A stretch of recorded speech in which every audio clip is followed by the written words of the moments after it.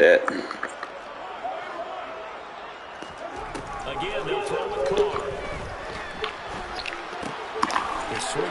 Too many options, bro. What are you doing with your user, my guy?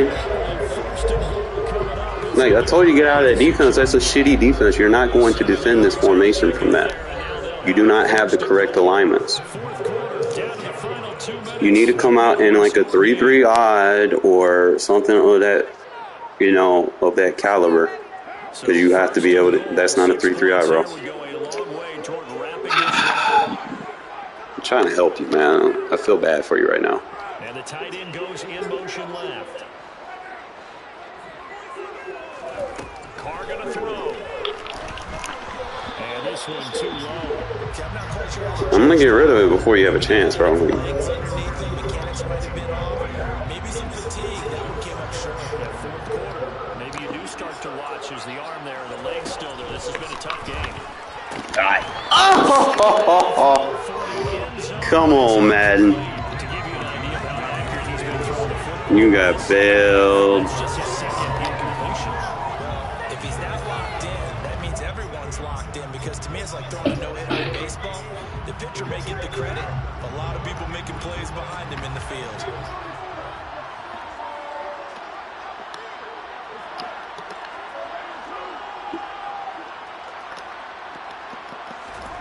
Back to throw, Carr. They'll roll him out right. This will be caught at about the 6. Late hit on quarterback, first down.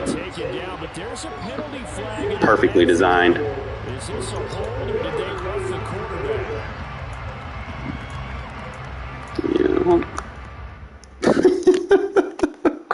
Yeah. Hey, sorry, I don't know why the stream cut, fellas. I mean, that was a continuation. He dude just couldn't stop it for real. It was just too much. He got dotted off. I wish he would have stuck around so I could show you the highlights. I made some pretty gnarly throws. He would get mad because he couldn't get pressure on me. It's like, one thing I will say about Carr is, like, if you don't blitz him, bro, he will dot you up. And that's in real life, too. Like, I have nothing against him. It's just when you blitz him, he has a slow-ass release.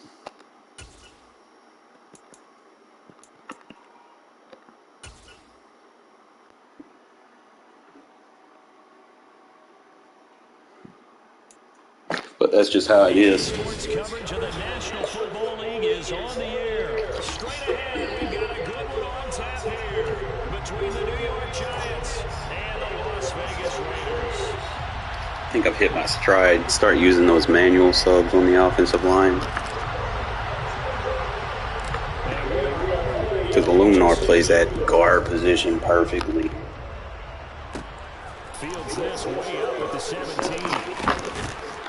Kaiser, man, you got to hit harder than that, bro. I might end up just putting Perryman over there for special teams. He hits a little bit harder. Ball up to the 35 now as they come up on 1st and 10.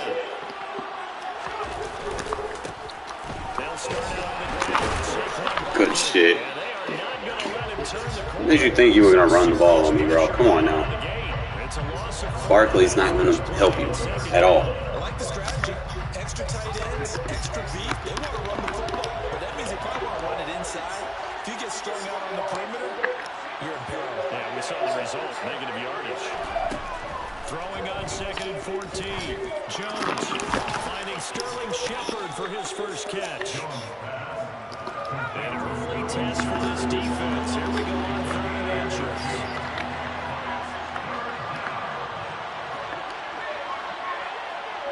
We good. They'll try to run for it with Barkley. And he's got the first down yardage before being taken down in midfield. Jones fakes the give to Barkley. Nice on a pick! Darius Slayton. And he'll be brought down on the other side of midfield to 43. We gotta take him out. On 2nd down, here's Barkley. And he's got some space here. Take my user out of man coverage. All the way in. Touchdown. But if I don't, the AI is gonna cheat. They're gonna slow you down and shit. Pretty much right out of the gate. And now Controversy, nothing. Hey! Momentum, everything. Just as you Get out of that mentioned, closet. You right ain't out of no the gate, closet. big sprint, touchdown. They're excited. What you But think on you the other doing? side, they've got to go Wandering against too some much. national come down because they hit them right in the gut with that one. And now you start to question yourself a little bit when you give up the touchdown on the opening drive. Gano now following the touchdown here to kick it away. This will be brought out from the middle of the end zone. Bro, what did you do with your user? Brought down here inside the That was bad 2. pursuit. Coverage as he's dropped at the 17. Pursuit is first.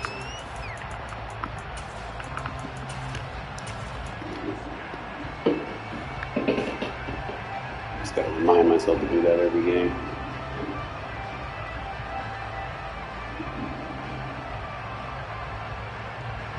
Carr and the Raiders come up 1st and 10 at their own 17-yard line.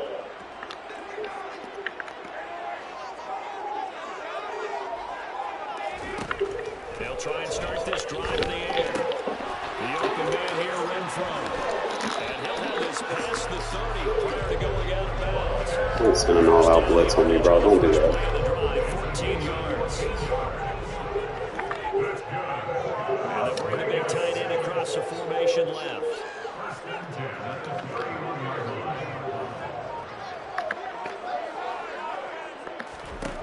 On 1st down, Carr.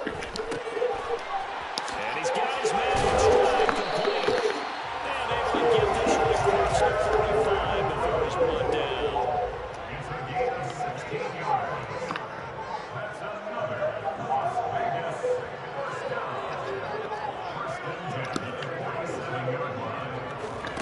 Play action. Now it's Carr. Get dotted up. Get out of that. It's Darren Waller. And he'll go down the number 4, getting this inside the 30. So the drive takes him into Giants territory now, 1st and 10, as they've got it to the 28-yard line. They'll send the tight end in motion left. First rep of the game for Josh Jacob. Leonard Williams was picked in the 2015 NFL Draft. I compared him to Spam. Merlin Olsen, and I got a lot of grief about it. Did you just see that play there? Did you see how he made that move? He made that tackle? That was Merlin Olsen-esque. Yeah, I just perked up when you said Merlin Olsen. Yeah, a lot of people said, hey, that's too much, too far, and maybe it is early, but I think this guy has a chance of fulfilling that. All out there. It's down to about the 17-yard line here. So from the 17 now, here's a 1st and 10.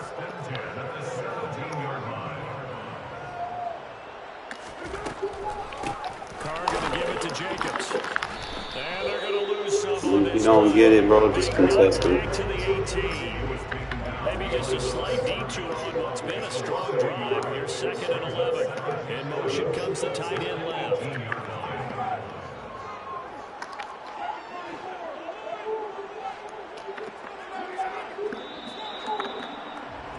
After one, 7-0 on EA Sports. One thing I see, he doesn't have a defense. This should be an easy game.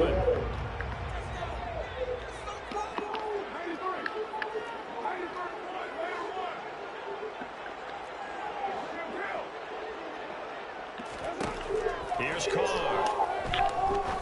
Oh, come on. That PI! Let him too much that time. It's incomplete. Bring the fucking refs back to the game. Two catches already this opening drive, and they were looking his way for the third. I think they put this defense on notice that that could be a really, really frequent combination.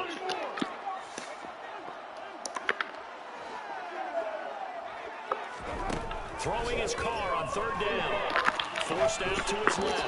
And this is going to be incomplete. I think that was a good job there defensively. They did allow them to drive all the way downfield, but once they got their backs to the goal line, they really turned up the pressure. Yeah, they let him get all the way down here. Now the field shrinks. They've struggled to convert, and that last incompletion brings up 4th.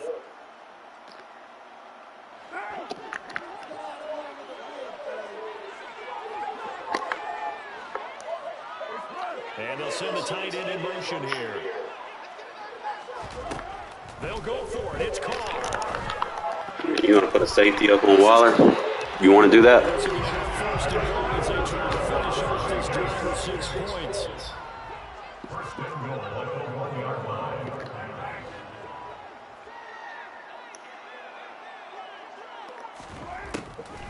Jacobs is not going to get in. In fact, he'll lose a couple of yards back to the 3. That sends him 2 yards in the wrong direction and leads to second down. In motion left, the tight end.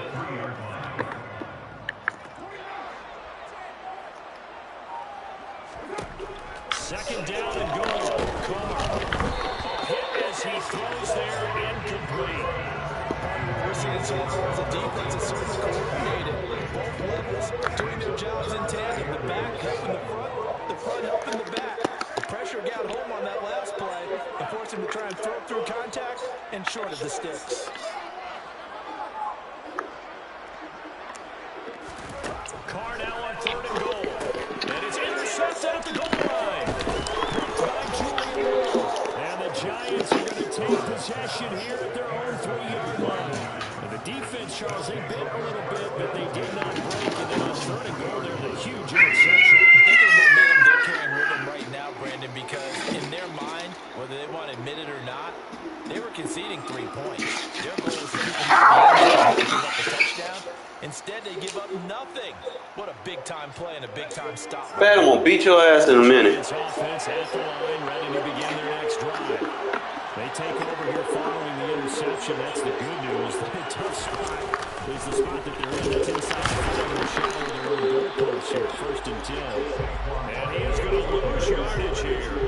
That play blown up on a really nice effort by Jerry Tillery. First play of the drive goes the wrong way. Here's 2nd and 12. And they'll send the tight end in motion left. Here's Jones to throw from his end zone. How smart is your dumb ass? It's intercepted. Picked off by Trayvon Merrill. He takes this one back into the end zone, and the Raider defense delivers a score. The defense more than did its job. Now the offense is coming onto the field as he'll go for 2. Now they send the tight end in motion left. Now after the INT, it's Carr. And it's caught. He's got Stop playing, man. So they go for 2 and along with it, they'll take an 8-7 lead. And there's a quick momentum swing. INT return for a pick 6 and then the 2-point conversion. And even if you're keeping your wits about you, you're thinking to yourself, okay, extra point block team going into the game now. All of a sudden you're hearing defense, everyone's scrambling for their helmets and throwing down their cups of water. That's a great position for them to be in, trying to score against that team. A little bit disjointed. The Giants offense at the line, ready to begin their next drive.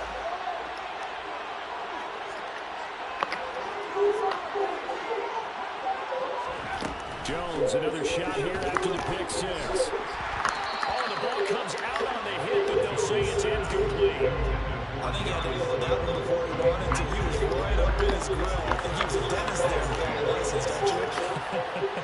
Just not enough time for the play to develop. Lucky it wasn't a fumble, really. And the tight end goes in motion left. To throw once more on 2nd and 10. Jones. And the Raiders have got it. So that time, Charles, our quarterback helpless really in the pocket in the face of a pass rush like that. They were on him instantly. Now on 3rd and long, they'll look to throw. Into a double team, and it's intercepted. Get out of that bullshit ass offense, bro. I'm gonna lock it up.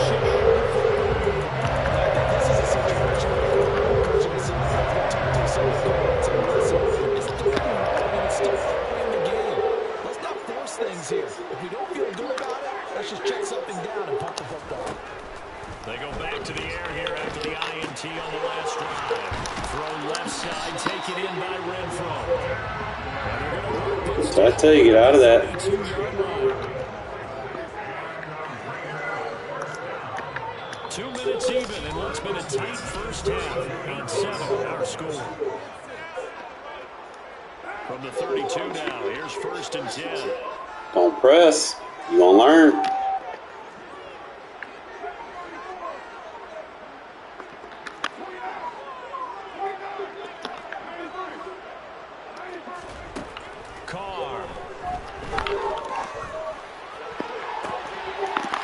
Told you to stop pressing, bitch.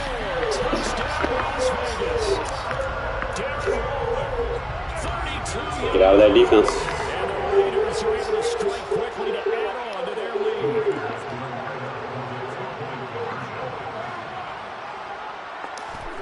Carr will look to throw. All right, you can make that throw, bro. But it's incomplete. Well, split the difference, so they're right where they would have been with 2 PATs. They got the 2-point conversion the first time they failed there. Interesting, isn't it? Because the first time you go after your first Just having Mariota in them situations, he can make the throw on the runs. Because as you said, even if you miss it, you split the difference, and you're right on schedule at 14 points.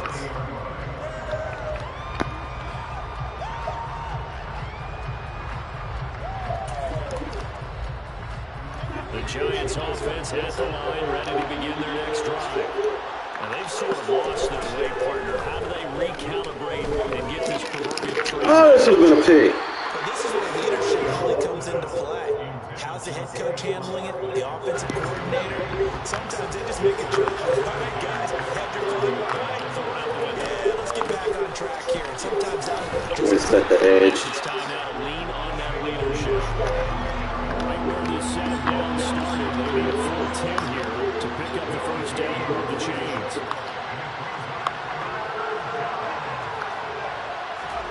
Throwing Jones.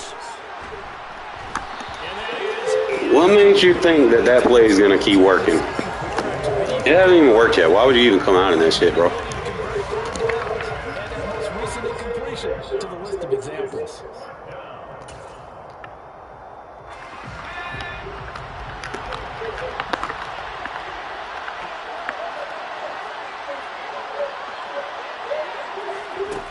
they're going to try and throw.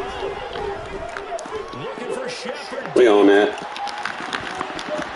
Pick it off. No. We good. It's 4th down. Should have been a pick, though, but we good. Surprising move to go We play defense over here. somewhat predictable. Unlike you play that bullshit. And the Raiders with the football now. Shit doesn't even faze me. Watch this. Oh, come on, Hollins. These are the situations that really tested. Seen something.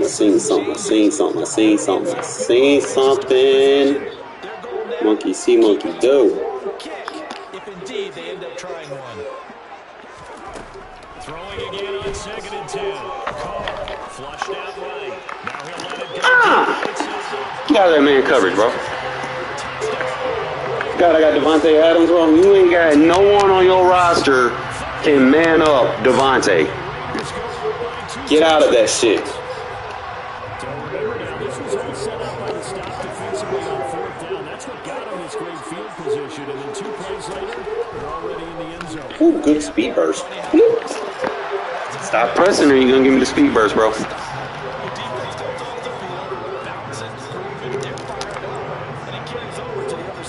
You like getting dotted up, bro? Like why you keep coming out in that same shit?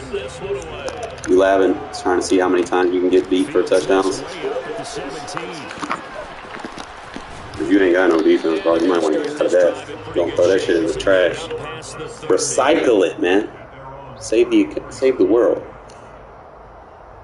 Let's go green. Recycle that bullshit ass offense and defense you got. The Giants offense at the line, ready to begin their next drive. And with a little under a minute remaining, they may try to put something together here just to try to cut into that deficit. And that one complete to Hodgins.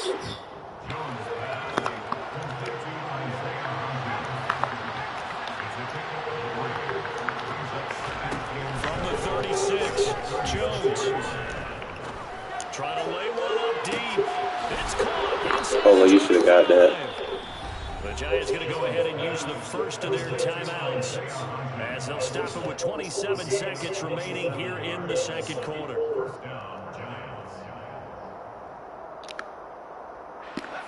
So the big play means just like that, they'll operate from the red zone now on 1st down. Now Jones. Oh, that should have been a pick. Side here and it's complete. And the Giants are going to be looking at 1st and goal as they move this down to the 4-yard line. How about the way they're moving the ball down the field? They had a big play a moment ago. Followed up with another nice one here. And before you know it, they're already looking at 1st and He's cut pretty well.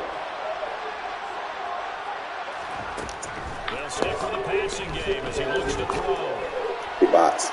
Yo, get to that flat, bro. And he takes a shot on the release as this will be incomplete. You're not running mesh concept. Give that shit off. I think they're extending the play, hoping someone would come open downfield, but they never did.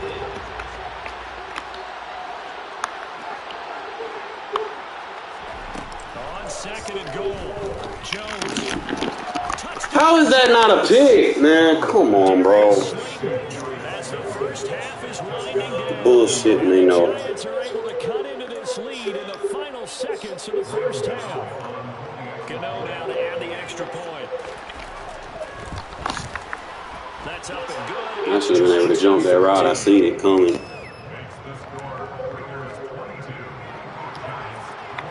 Anything the DB should have, like, if I wish I had like Acrobat on my DB, Acrobat would have picked that off. Because I was in the right shit. This will be returned from deep in the end zone. And the decision. How much time I got, Chad? As he's tackled at the 15. I know how important it is for me to know.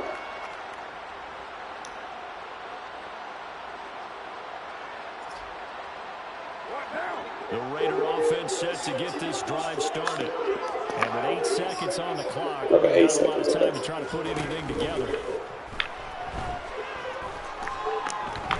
Looking deep for Adams. That should be PI. And incomplete on the deep ball.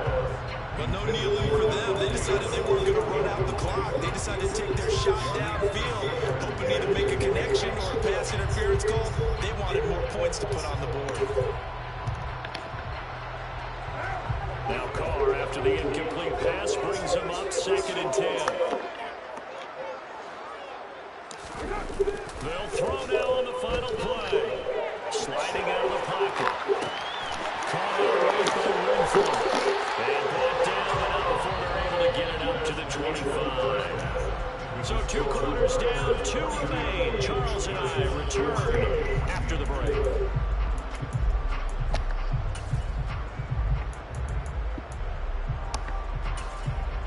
Welcome back. Halftime over. We are ready for quarter number 3. It's pretty lopsided, bro. Shouldn't even be close. I don't know why EA keeps doing this shit to me. Dude doesn't have a defense. His offense got lucky on that one play. And a lucky dive tackle.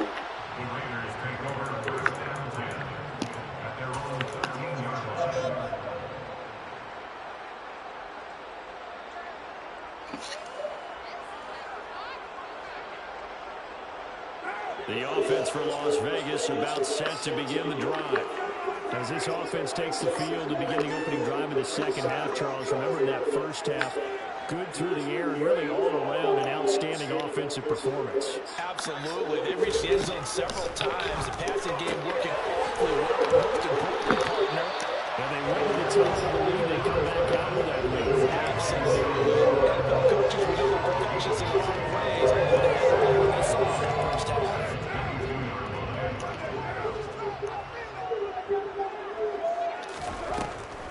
On second down, Jacobs. Ooh, I feel you, Jacobs. And he'll be brought down right at the 30 here. I feel you with that one. A first down pickup of 8. We don't talk about it very often, but sometimes there's a different intensity when you start the second half, which can manifest itself in some sloppy tackling.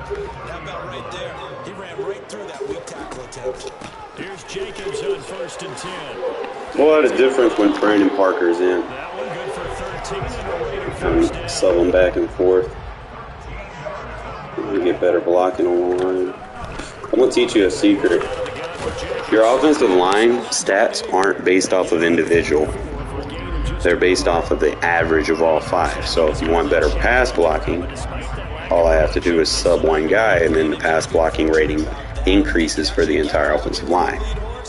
Or if I want better run blocking, all I got to do is just sub one guy that has better run blocking. You know, they're not going to teach you that anywhere else. Y'all see the difference. Across the formation left. On 2nd and 9, Carr.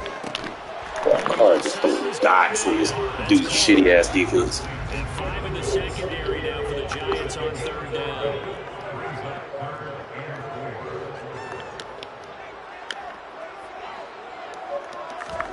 Carr with a play fake to Jacobs. Able to find Waller. Supposed to get out of that cover 3. And they're going to have another first down as the tackle's made at the Giants' 29-yard line. A gain of 22. Normally on third down and short yardage, you're thinking of throwing to your tight end. It's just going to be a simple chain mover. But this time they let him roam down the field. And a nice dart. You see the difference on the run blocking with the subs? Inside the 20 before he's brought down. Another strong gain on the last 2 plays. They moved it a combined 33 yards. Looks to me like maybe there's a little attrition setting in this drive. Because when you see that type of a run, I get the feeling the defense... I wasn't getting run blocked. I mean, I was getting big plays here and there, but now I'm getting consistency.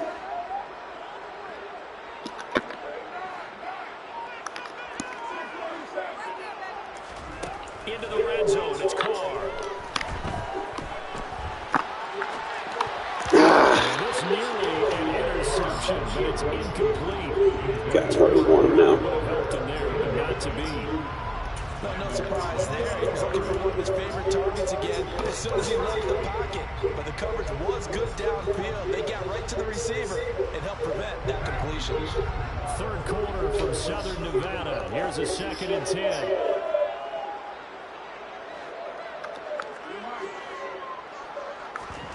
Now a play fake. Carr. User. It's complete to Cole. And he's down inside the 5 at the 4. Something about that cover 3, bro. Get out of it.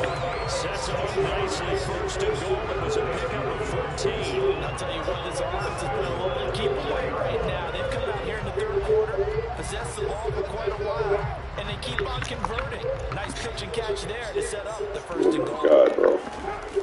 Don't pinch the line, bro. Get the fuck off me.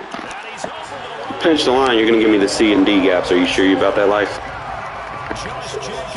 Learn how to play run fits, bro.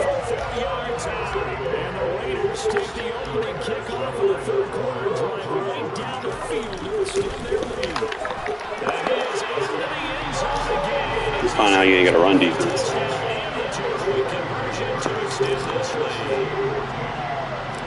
Out is the kickoff unit as they run up and send this one away.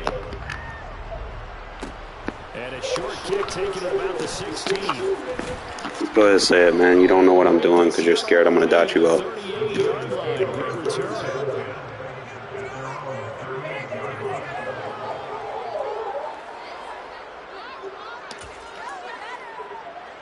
The Giants offense at the line, ready to begin their next drive.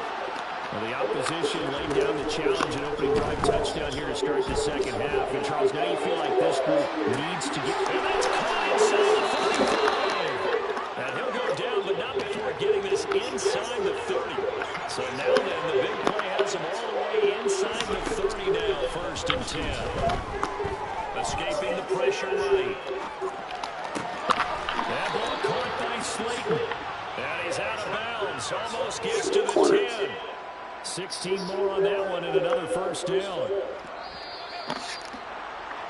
And they're not going to get to the line on another play. So we will switch. Back now in Las Vegas. Welcome back, everybody. From down at the 12, it's 1st and 10. It's the Giants with possession of football but needing points as we start quarter number 4. Eluding the pressure right. And I think the ball is out. Why would you run with your quarterback, bro? Don't run with your quarterback. Slide. Get on the ground. Las Vegas offense ready to start this next drive. They sit in a good spot, having the ball back after the fumble recovery and up 2 scores in the 4th quarter. And he'll be tackled at the 23 after... Not fast enough. Now 2nd and 7 from the 23. They'll send the tight end in motion left.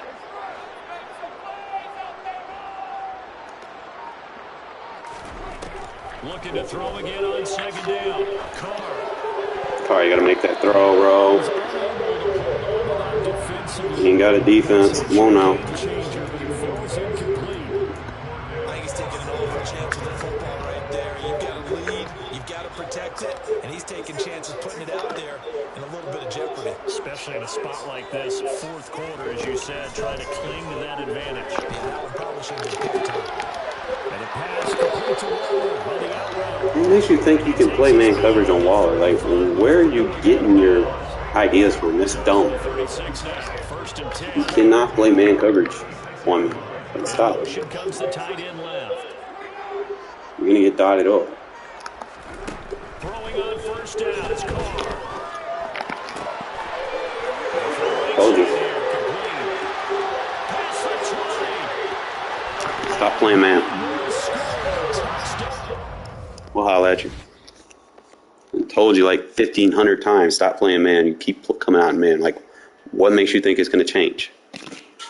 I'm going to dot you up.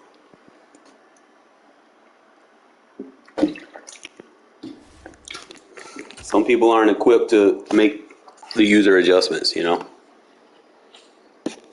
Like, I mean, if someone's dotting me up, I mean, if I'm playing man, I know I'm going to have to make like 5 or 6, you know, quick adjust to wherever I'm getting hit at, you know, and because of my offense is like so versatile and I change up route combos, you don't know where the ball is going to go. Like, that's ultimately where you want to be. It's kind of hard to just be like, I'm going to write an ebook for it because I do so many different adjustments based off of different styles of defense that I see. You know, obviously, you know, I'll start with a rhythm on something and see how they adapt to it. And then, you know, I'll start changing up my route combos based off of what they're in.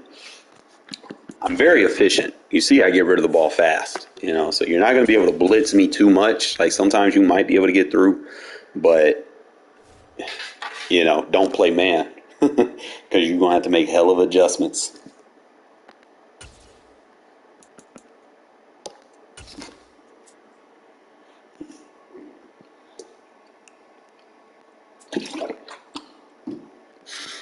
I guarantee you my offense is better than that shit that they were running on fucking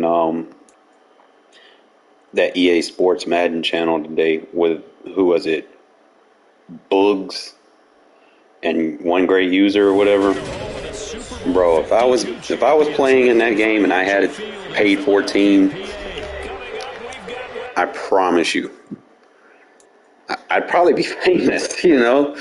It's like, because I would dot him up. Like, Boogs just fucking ran the ball with fucking 0-1 trap. Like that's not, like, really? People get to play for money for running stupid plays like that and then putting fucking freight train on their running back? Like, come on, bro. That shit's not going to work because I'm going to clog those gaps and you're going to get hit.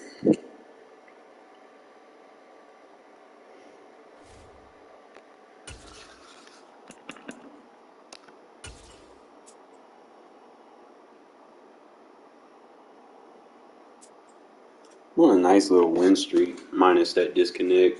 You know, EA need to fix that shit, but it is what it is. EA Sports coverage of the National Football League is on the air. Coming up, we've got a good matchup on tap between the Dallas Cowboys and the Las Vegas Raiders. We at home, fellas. Y'all know what that mean. We running that no huddle, no huddle, no huddle, no huddle, no huddle. All day.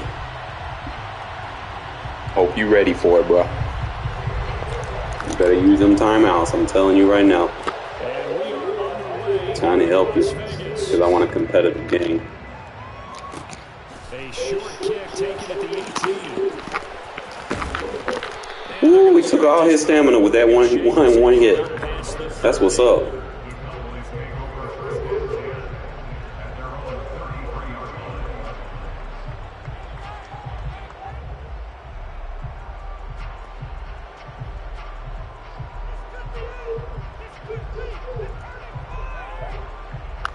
I gotta put him over there.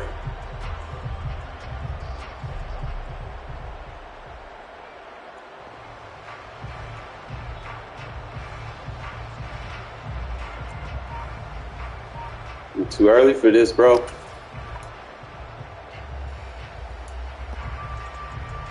So they'll come up First and 10 now from the 33.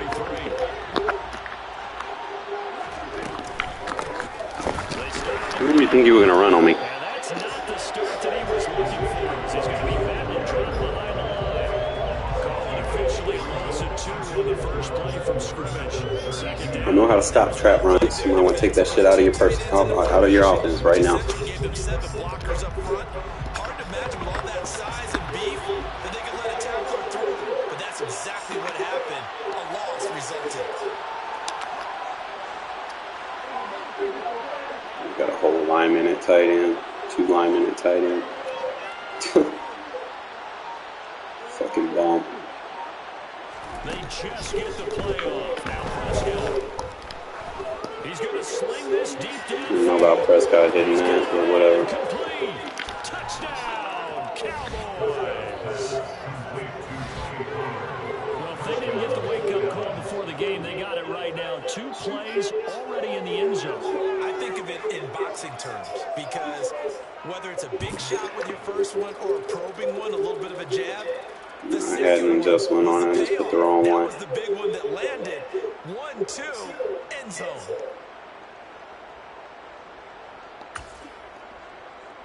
Now Mike McCarthy going to decide to go for 2 here.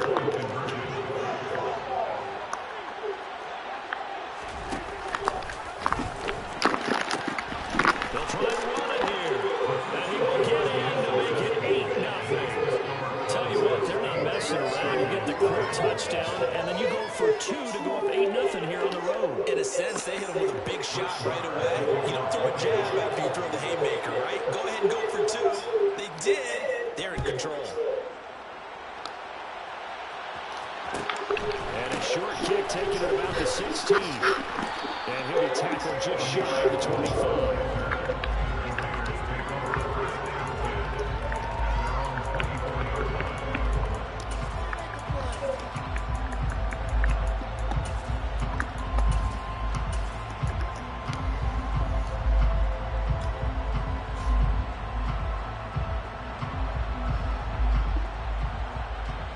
Carr and the Raiders come up first and 10 at their own 24.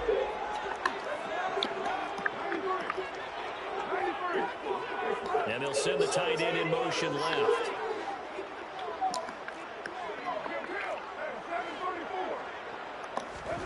On first and 10, here's Carr.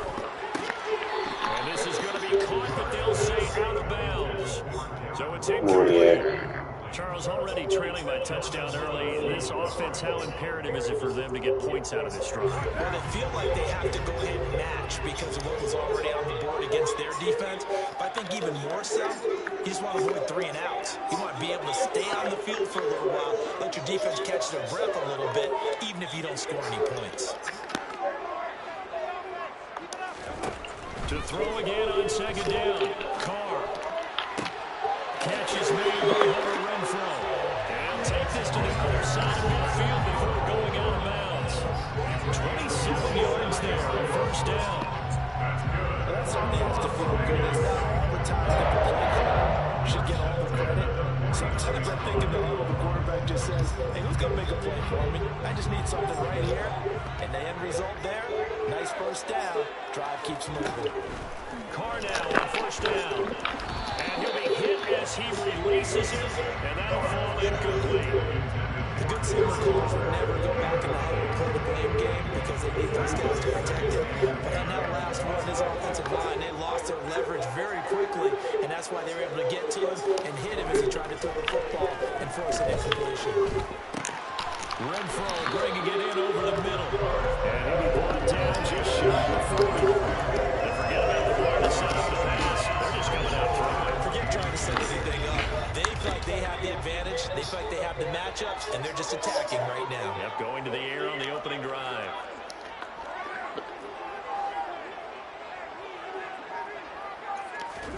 Carr looking to throw on 3rd and 2. He's got a man open. It's Hunter Renfrow. And he's going to get another first down here as the tackle's made at the Cowboys 30. Counting down toward the midway point in quarter 1.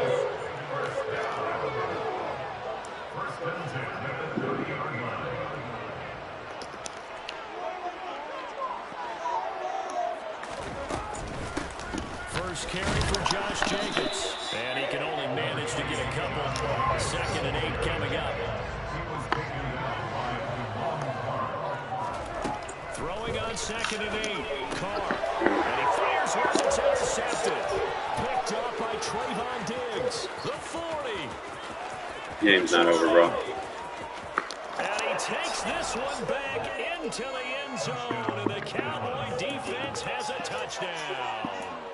Well, mistake there by the offense, Charles. They tried to pick on a Pro Bowl corner in coverage there, and not the smartest decision. He reminded him that he was a Pro Bowl corner with not only the pick, but the pick 6. And those guys who have that designation, sometimes they get a little bit bored in games because people try to avoid them. They absolutely love it when they get challenged, and it's a chance to remind everyone exactly why they were tabbed as one of the best in the league the prior season.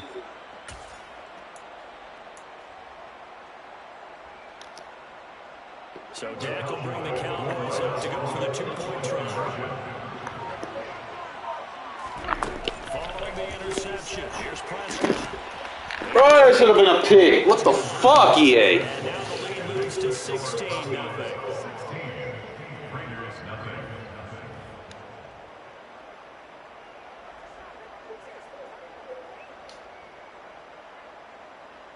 Well, Hobbs, you gotta do better than that now.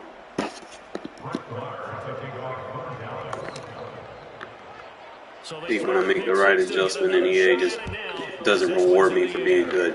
Like, come on now. A short kick taken at the 18.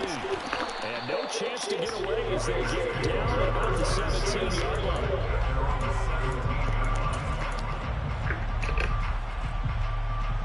The Raider offense set to get this drive started. They find themselves in a good-sized hole here, and a good-sized hole early on in this game as they come up on 1st down. And he's going to be brought Yeah, quicker release car. back at his own 6-yard line. It'll be a loss of 10, and it'll bring up 2nd. Not the start to this one that any quarterback would want or envision. Remember, he had the pick 6, and here he ends up on his backside. And you have to wonder to yourself, okay, after throwing the pick 6, did he get too careful with the football and not deliver downfield and take that sack? They've got to make sure that he's really into this game. Thanks for showing me your user. Backwards, and that'll lead to a 3rd down. That's a good bounce back play right there after taking a sack on 1st down. Didn't quite get it to the marker, but now they're in a much better spot for a 3rd and short yardage call. If you're the offensive coordinator, you like looking at that section a heck of a lot better than trying to figure out 3rd and long. In motion goes the tight end. Carr going to try and throw on 3rd down. He's got a man complete. And they'll get this one. Expose that defense. Stop just before the 35.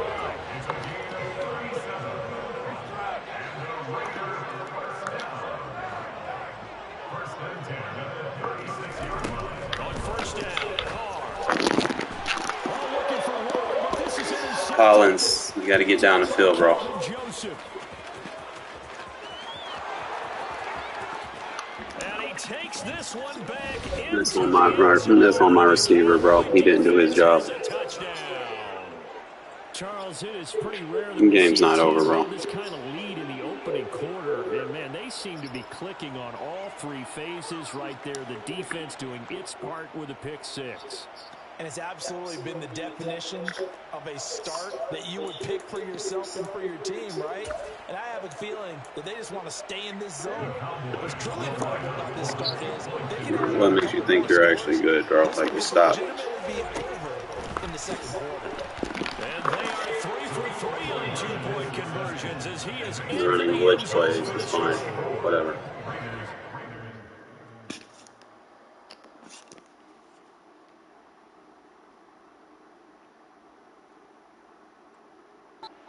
Start to this one. More to come on EA Sports.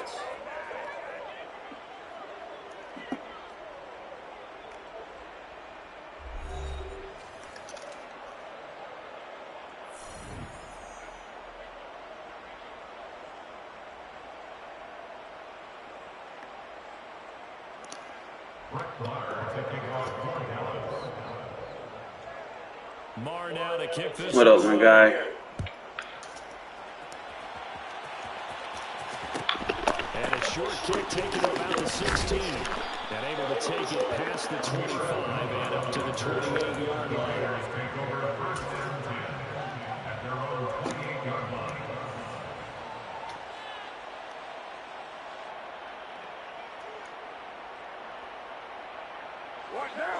The offense for Las Vegas about set to begin the drive. And job one here, Charles, just keep possession of football. 2 drives, 2 turnovers to this point. You're exactly right, Doctor. If you try to go, first do no harm. Right now, they're harming themselves. I like that. No one is mistaking me for a doctor, though. But thank you, Dr. Davis. Yeah, another negative play in an early down situation. This one to start the drive. You're putting a lot of pressure on your quarterback to bail you out when you're in second and long yardage. So now they I haven't been watching any news lately. After the first down run goes backwards. They fake the handoff. Now Carr. The open man here, Renfro. And they already cut him. At the 33, following a good pickup of 8. For the evolution of the game. Well, they got that other receiver from the Patriots. I think he's an upgrade over Tyler Johnson anyway. It really does, and we're talking about Got a little bit more size on him. in the game where the quarterbacks are the most athletically gifted that we've seen in the bunch. I mean, when you talk about collectively, it's unbelievable. So their ability to move is practiced now. It's not necessarily. Well, we need a center. You guys figure it out. When he takes off, everyone knows where to go now. They know Well, Tucker got drafted, so. It's a lot of time that they put in on it. It's not just your static 1, 2, Carter's aged.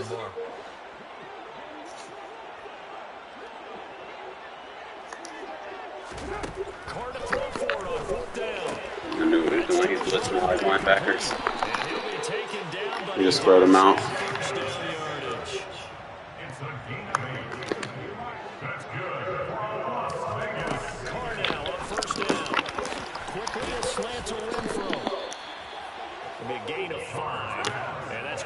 Second down. Shotgun now for Carr. And for the 3rd time here this half, it's intercepted. It's too much of the DEA momentum shit going on. I can't come back from the momentum. It ain't you, bro. It's just you got the momentum. I could have came back, but they just put that shit in the game, and it's just annoying. So is Renfro getting traded? Yes or no? I mean, it's like a little late to trade him. I would have traded. Like, if you wouldn't have traded him, you should have traded him at draft. I'm a little disappointed. We basically traded Waller for a kick return guy, and if he doesn't make the roster, then that means that we basically said, you know, if Tucker doesn't make the roster, then we just basically wasted a pick. We lost the trade with Waller, regardless.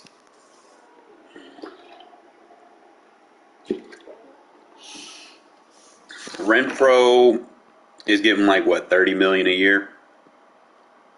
So it was pretty much set in stone. They gave him the same kind of deal they gave Derek Carr, you know, a prove-it-year deal. And what happened during his prove-it-year deal? He got hurt.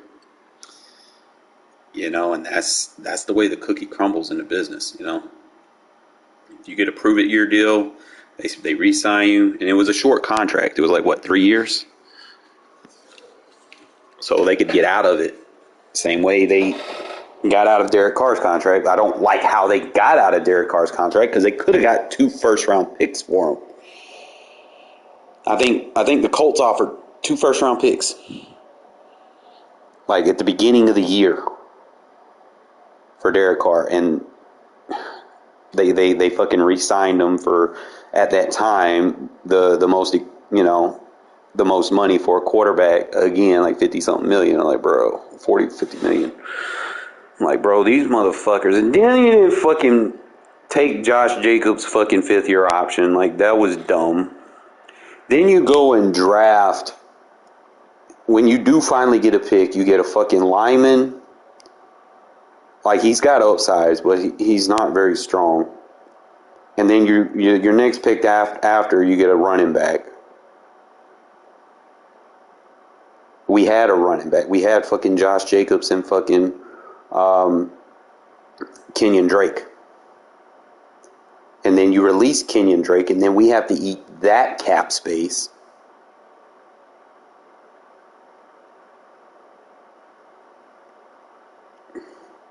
I don't know, man. Renfro, like, the thing with Renfro is he is a bit undersized. If you kind of go back, like, his first 3 years, he was pretty good. He was underrated. No one really paid attention to him. But granted, he is a good route runner. But what happened to him at the end of this, towards the middle of this year? Think about it. What happened towards the middle of the year? When they targeted him, he fumbled a lot. He got hurt. He was getting hit. He was getting plastered. He was tough while we had him, but I think he's probably going to end up on the decline, unfortunately. Is usually what happens to people's. Like I said, he's a good route runner, but the only team that makes sense for him right now is is to the Saints. If we're going to be honest, like the only quarterback that he has rep report with is Derek Carr. So he can't run his option routes with a new quarterback. TC. What is TC?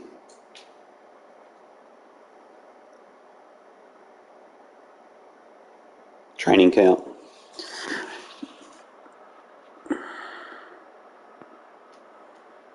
Well, Jacobs deserves a contract. The issue is it doesn't need to be like a long-term contract. It need to be like 3 years, something. The only thing is, like, if they do their contracts, they're going to do those prove-it-year contracts. They're going to give him a 3-year contract because he's a running back. It's going to be a good, hefty amount. It'd be like $20 million a year, and it won't take effect until next year or something. Because he's got to play this year on the franchise. In order to get that deal, he has to play under the franchise tag for this year. So you get the franchise tag year and then the 3 years. And like the first years, there might be some writs in it that, kind of save on the salary cap a little bit, on the salary cap hit. So you would have to worry about that. And then you still got your quarterback, your rookie quarterback on a rookie contract, 5th year. He's a late round pick, so he's 4 years into the offense.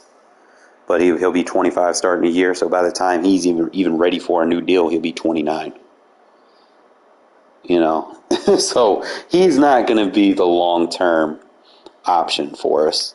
I'm just trying to think, like, what we could do. Like, I was looking at that Wilkerson guy because I got him on my franchise, and you can kind of compare and contrast. I was looking at his stats, and I went ahead and put him on my roster because I was having issues this morning. Like, bro, when I lost to the Chiefs, I was like, bro, I shouldn't have lost that game, and it hurt. Because I could have beat the Broncos. I had the Broncos beat. I had the Raiders. I had the Chiefs beat. And I had the Chargers beat it first half. And then the second half, we just fell apart, bro. Like, those 3 games, I should be like at least 4-1. Not 1-4. Adams probably on that trade block, too. They might trade him next year. You never know. Like, obviously, they want to put their guys on. But I'm going to show you that Wilkerson might actually be a good signing. I'm going to kind of show you because I did sign him to my squad. No, he's like a low overall, but he's 6'1", 214, whereas Tyler's 6'1", 206. Okay, so now we can compare and contrast. He's got the speed, acceleration, and the agility. Okay, he has all 3 of those. He has better change of direction. Strength is okay. Get his awareness up. Catch is mid. Catching traffic is mid. Spec is mid. His route running is mid. Release is mid. But he can jump.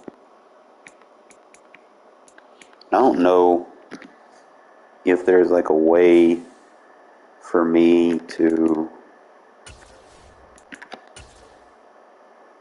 see if he has hidden abilities. I don't know if I can see it in here.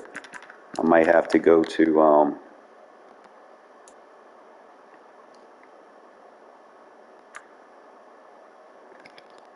aggressive catch, possession catch, run after catch. He's undisciplined.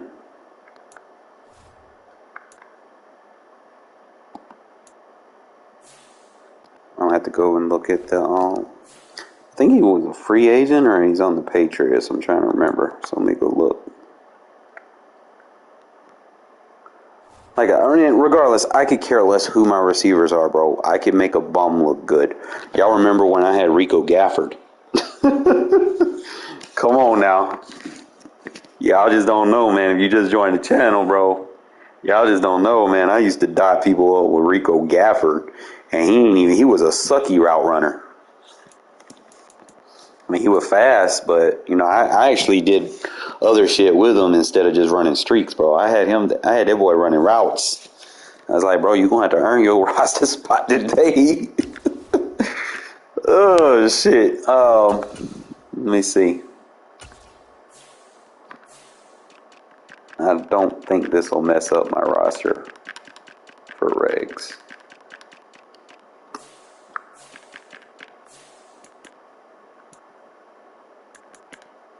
Alright, so he's right here.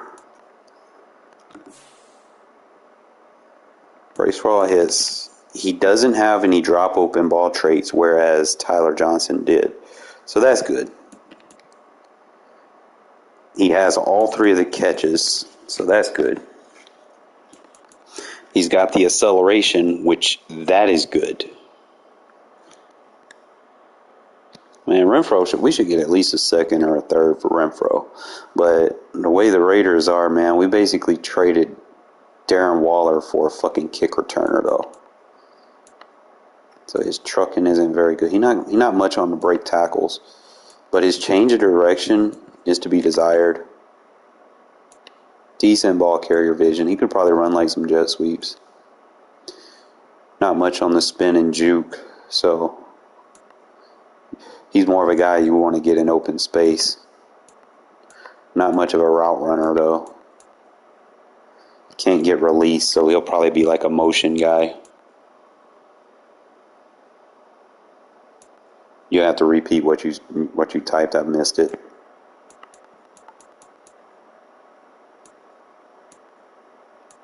Doesn't have any defensive traits.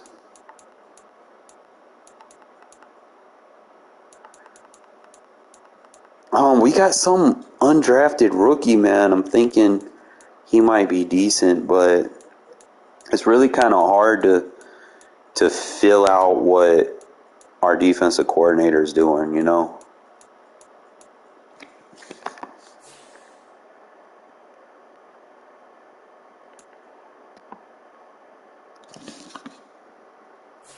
Like I said, I can make any receiver look good. Like DJ Turner, bro. He's got upside to him. Like if I go on my franchise, I'm keeping him because of that acceleration, and he's got size to be a slot receiver. He's got a little weight on him, but he's small and stocky. So I'm kind of hoping that he makes the roster. To be honest, kind of show you guys why I kept him on the roster just because. I mean, he's 5'9", 209. He's not super fast, but he's got that 95 acceleration, you know, and you kind of compare him with Renfro right up there. Okay, Renfro is about, 15 pounds lighter. So you just kind of look at him and compare and contrast. So he's a little bit quicker than Renfro. Agility's about the same. Change of direction almost about the same. He's a little bit stronger because of his size.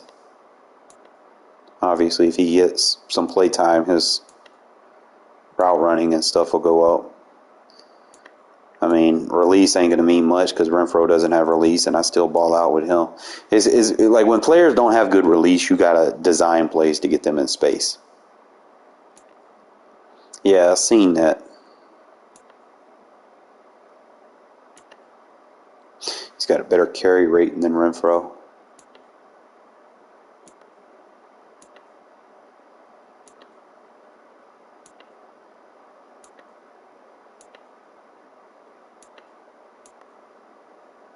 Stamina isn't very high, but you can work on that.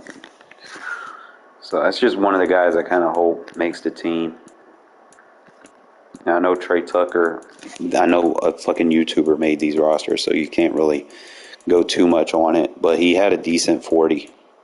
So he's going to be like 90, 92, 93 speed receiver for us. Good agility. I've been using him. He's been doing some good for me in this league.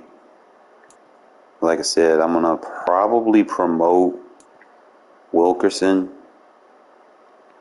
as my number 3 and let Johnson just be dubbed. Because I have high sliders anyway. And I need my number 3 needs to be able to, first and foremost, he needs to be able to catch. I know Johnson got those decent catch ratings, but he's got that drop open ball trait, whereas Wilkerson don't. So we're going to go ahead and make that move right now. What about Jacorian Bennett, though? Bennett can play on the outside. He's got the perfect size for it. But I understand he's a rookie and stuff, but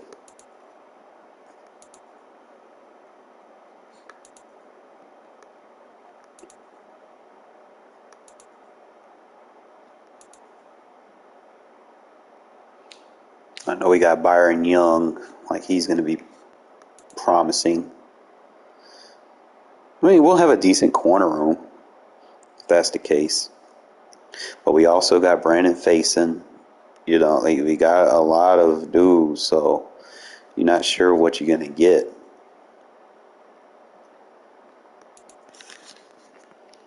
They signed a bunch of shitty. There's not going to be much competition in the safety room. I looked at the roster. I was like, bruh. They signed some slow-ass safeties. I can pretty much tell you Polomal. I'm thinking Polomal sticks around. I'm trying to remember if he's the new regime. I don't think... We didn't get Polomal under Gruden, did we? Or, I mean, not Gruden, but... when did Polomal come? Was he our current defensive coordinator's guy, or was he from the previous regime? Trying to remember. I want to say he's from the current, because he was a rookie last year. I think, yeah, he's current. So we're going to have Polomal's making the roster, is without a doubt, because he's from the current regime. So you're going to have him, you're going to have Chris, because he was drafted by the current regime. Merrick could be on the bubble. That's something to worry about. Merrick could be on the bubble because you got Epps that you went in free agency and got. So it might be Polomal, Christopher, whatever his last name is, I forgot, and Epps. That might be our 3 safeties that we run. I don't think Teamer makes the cut this year for, as an option. Maybe he does, maybe he don't. I just don't feel like he made an impact while he was on the field. As far as corners go, remember, we still got Sam Webb. Sam Webb has shown upsize and promise. He's a long arm corner. So if we have 5 DBs, I'm thinking Jacorian Bennett, Sam Webb, David Long Jr., Nate Hobbs. I'm trying to see who we would take at 5th. Remember we signed Faison. Then we got a bunch of undrafted guys that we signed too. So I'm trying to, and like 1 or 2 undrafted guys are going to make the roster. It's just like almost guaranteed. Yeah, we got Duke Shelley that he got signed and he had a good grade. So let's say we take 7 DBs, 7 corners. If we're running a 4-2-5, I could see our defensive coordinator, signing a bunch of corners and try to be creative, give the guys rest, because we did get beat up alive in the secondary last year. So, I mean, I wouldn't see anything wrong with taking 7 DBs if you can get one guy that can play corner and safety. You know, Sam Webb, I think, can do that. He could be versatile because he's shown that he can hit. So I wouldn't be surprised they move him in at strong safety. And like I said, I think Merrick might be on the bubble because he wasn't a part of this regime. And they've already shown that they will cut bait. You know, so it's a roster rebuild, bro. I'm probably going to see Merrick either get traded or, you know, something's about to happen. You're going to trade it or cut. And he's probably going to end up going to,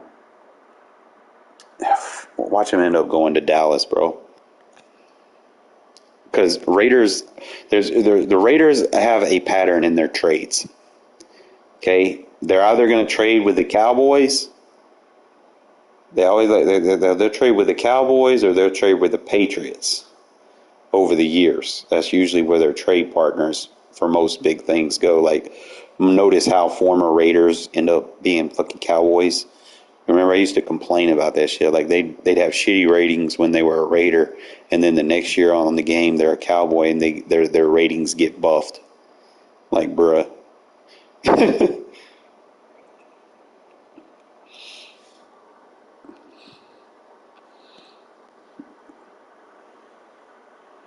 I used to be trying to call them out on that shit, and they acting like I don't know what I'm talking about. Like, bro, come on, man. Your ratings adjuster is a Cowboys fan. Come on now.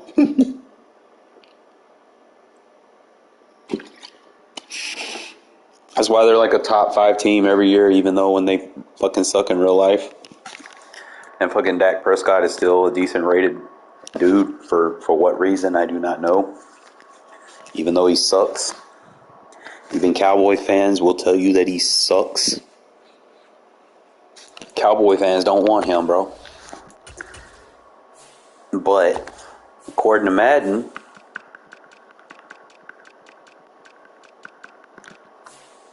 can't make this shit up. He's an 87 overall. This is crazy, yo.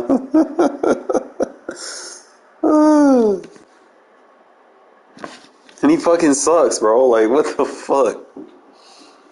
Like, Cooper Rush is better than him. And you see the difference on the ratings, bro. What the fuck?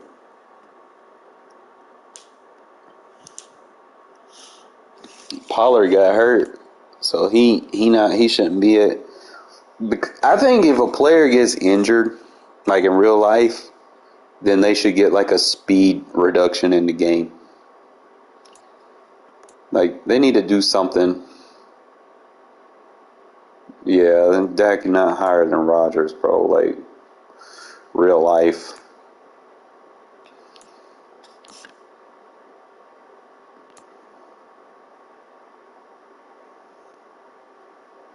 I think Tolbert's better than fucking Hilton, T.Y. Hilton.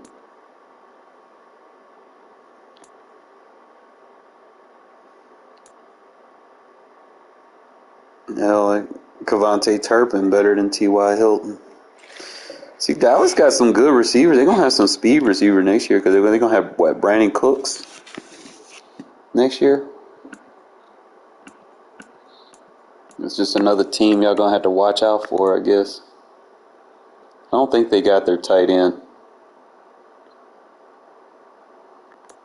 Madden's rating system is based on favoritism.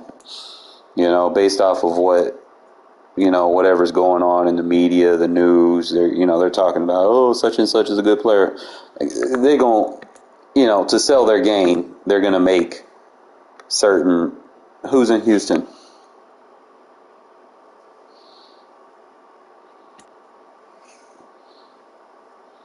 I miss having Hankins, bro. I ain't gonna lie. Like, he wasn't like fast. He wasn't like, having Hankins allowed me to rush 4. I didn't have to blitz as much when I had Hankins because he would take a double team on and he did his job. Now I don't have a fucking nose tackle. you see what I have to do. I have to blitz heavy, early, often. Sometimes I live by the blitz. I die by the blitz. I get big plays, and I give up big plays. And it comes with the territory. But ultimately, you just want to make your opponent uncomfortable, and I've kind of accommodated to doing that, and then just try to adjust as necessary. Like, I can do it a lot out of 3-4 odd, because see, some of the same things that I'm liking out of the 3-4 odd doing it is, instead of just having linebackers in there versus trips, now I got 2 safeties that I can line up on the tight end and the slot, which gives me a better matchup. And then I can just keep that pressure coming. Parsons. Yeah, Cowboys, bro. And then they didn't fucking draft the tight end, bro. They could have got fucking Washington from Georgia, bro. Like, I don't know why they didn't go after him. I don't even know why he went in the 4th round to the Steelers. Steelers got a steal, bro. That boy is 6'7", 270. Yeah, big dude. And then now, I can tell you right now, people probably going to be using the Steelers because you already got Najee Harris. And I would tell you right now, Najee and the Cowboys and shit, that's the reason why I started running goal line in the first place. When I do run goal line, is to stop motherfuckers from trying to run the ball. But I guarantee if you don't do that, especially in mud, you already know what you got to deal with in mud. Especially early in the year, they're gonna have their 3 or 4 cars that are gonna come out that are gonna be must-haves at running back. You don't have fucking Derrick Henry. You have whatever power back, and if it's like a high overall or decent overall, 86 to 88 overall out the box, then those are the running backs people are gonna use, and they're gonna be like OP throughout the kickoff return championship classic or whatever. So for like the first 2 months, they're going to be relevant. Trust me, I know, man. Like, I had to deal with that Derrick Henry shit early. before he started getting the King Henry card and shit. Like when you got regular Derrick Henry, 88 overall, just fucking running through people, and you got shitty ass defensive linemen. Now, I ain't worried about, the Titans now, bro. I don't think they're good. I'm not worried about them. I think our D-line got better. I will say that. I'm not sold on our linebackers right now. I know Spillane can tackle. I know he can hit. But I don't see him as a number 1 linebacker.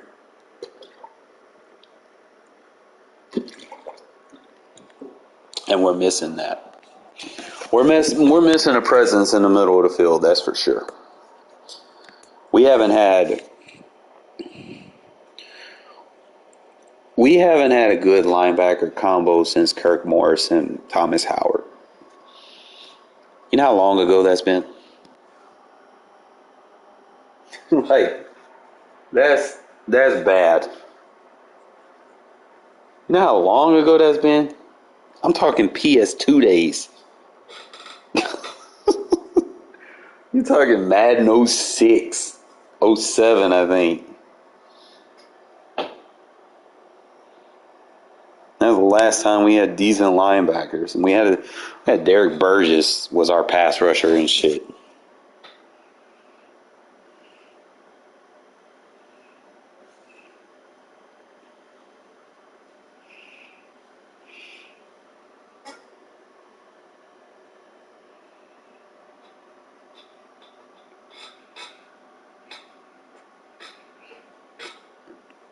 Zeus, you don't ask to jump on me. You just jump on me like I'm supposed to let you sit there. Look at me. Zeus. Stop wagging your tail like I'm making you mad. You jumping on me, I told you no.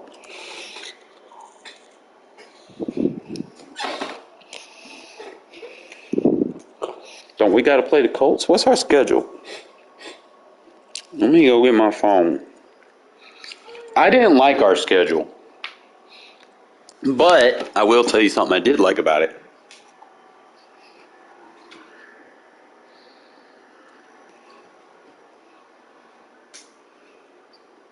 And my phone didn't even charge.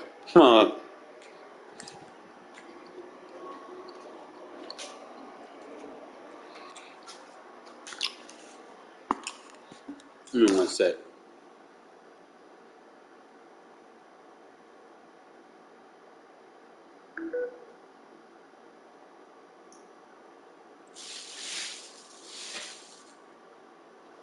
Oh, fellas. Give me one sec. Our schedule, I think we have 6 games where we play an opponent that comes off of a Monday night football. 6 games. We will have against opponents on a short week. That is somewhat advantageous. However, what I don't like about the schedule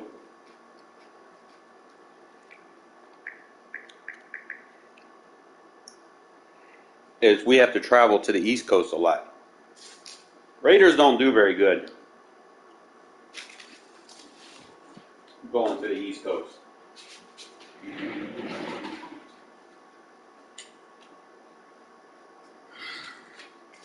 Especially as of recent. Can't recall the last time the Raiders won a fucking East Coast game too often. I mean, yeah, we beat the Jets with Ruggs. But let me see. We got the Broncos in preseason, bro. Look. We got the Rams. Oh, we only got one preseason game? When does the season start?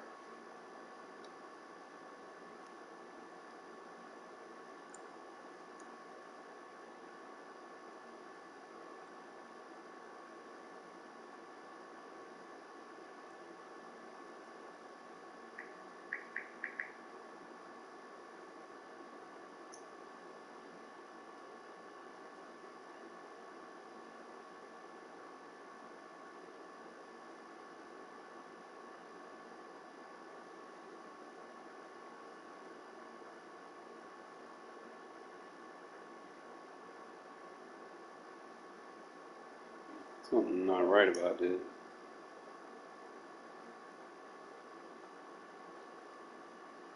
Four days ago.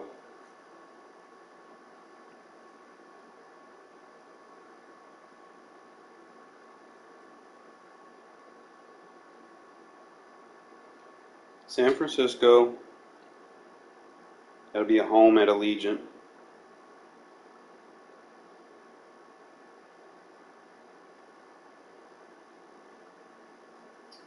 Los Angeles Rams.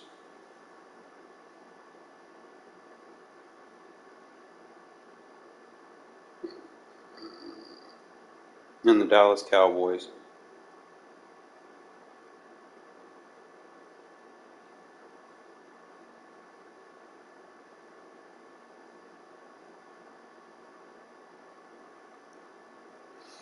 Can't really be hyped about preseason, man, because they're not going to use, we're not going to see anything other than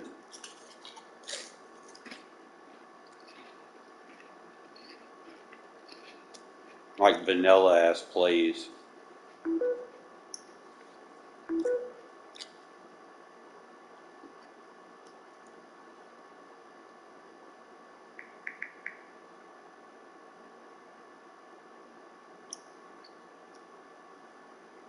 But we got 6 opponents coming off of a Monday night.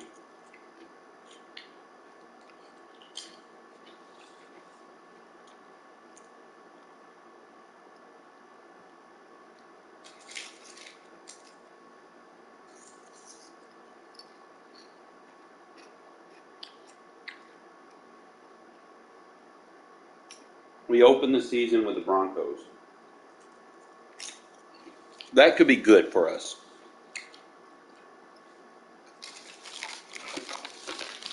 And we play them in Denver early in the season. That can be good for us.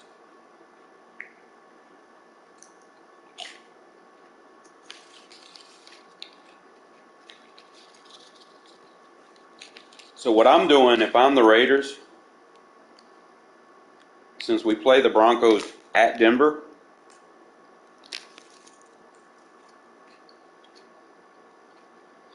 when we leave Denver, I would go straight to New York because our next game is at Buffalo. I wouldn't even go home. Just go straight to New York. And we got the Bills.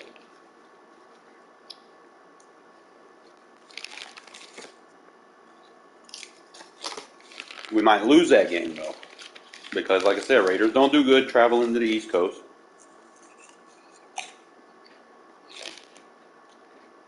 And they got to find somewhere to practice, so.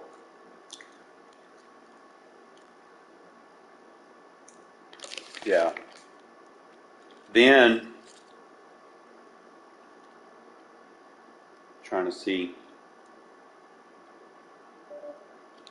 Then we come home and we play the Steelers at home. So that, if I'm the coach, once we leave New York, we come straight home. So it's basically a 2-week road game. All right. We got Steelers at home. Week 3 on Sunday. Then week 4, we basically have another home game because we're going to the Chargers. And we're going to our other home. That's so fine.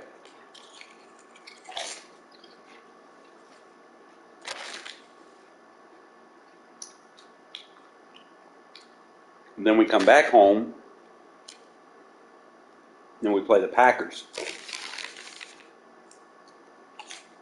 That should be a win.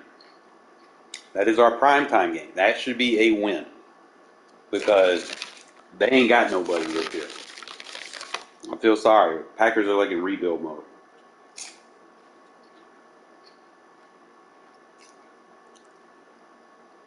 Then we got another home game versus the Patriots. That should be a win. By week 6, we should know what our team is made of.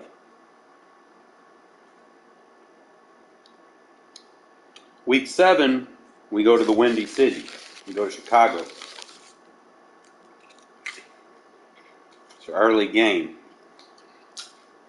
Raiders don't do so good traveling.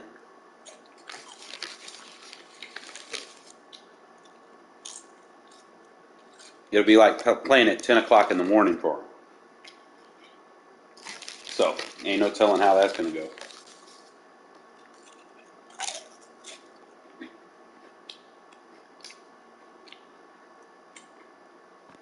You wake up at 10 o'clock in the morning. I'm not sure it's going to be cold. What?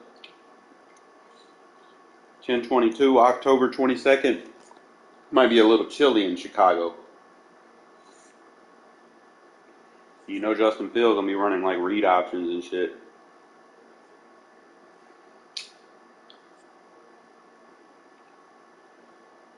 And then we're going to get some rest. It'll be a long week for us to prepare for the Lions. We have the Lions Monday night, the following week on week 8 at Detroit.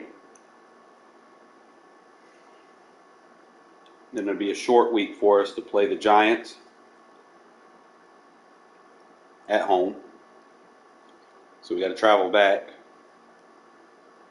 But then we get another home game against the Jets.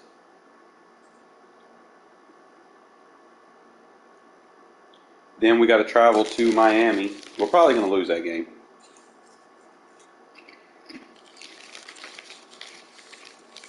West Coast teams don't do so good traveling that far.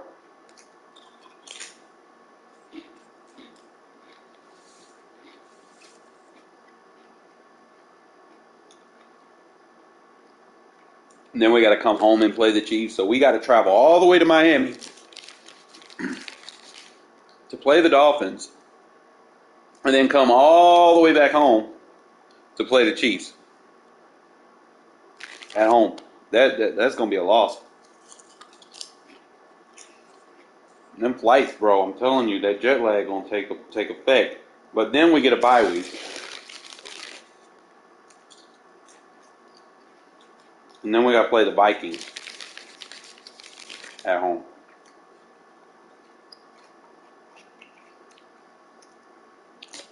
Wonder which Kirk Cousins we going to be matched up against. Jefferson probably going to have a field day. Then we play the Chargers again. Then the Chiefs.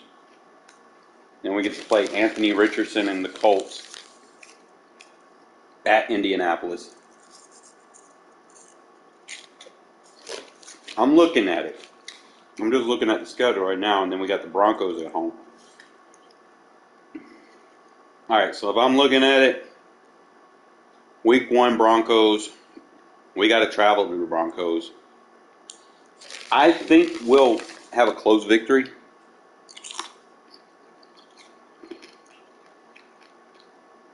But you have to remember, the Broncos had a good defense last year. And they just didn't have a very good offensive coach. And it showed because Russell Wilson thought he was the offensive coach. And he had privileges and shit. And saw how that experiment went. Week 1's a top toss-up, but I'll give us the win. Week 2 is a loss because we got to we got to travel. Week 3, I think we beat the Steelers this time. So what? We're 2-1 at this point. Week 4, we go to the Chargers. That's a toss-up. I'm gonna say that we lose that, and we're 2-2. Week 5, we play the Packers at home. That's a win. So we're 3-2. Week 6, Patriots. We're 4-2. Week 7, Bears. I want to say we're 4-3. Week 8, Lions. We're 4-4. Week 9, Giants. We're 5-4. Week 10, Jets. We're 5-5. Week 11, we're 5-6. Week 12, we're 5-7. Go into the bye week at 5-7. Then we got week 14, Vikings. We're 5-8. Week 15, we're 6-8.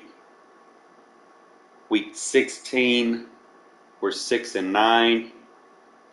Week 17, we're 7-9. Week 18, we're 8-9. And that's my prediction based off this schedule. What y'all think?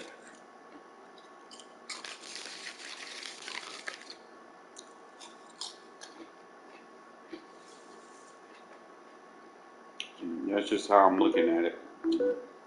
Doesn't look very promising for us.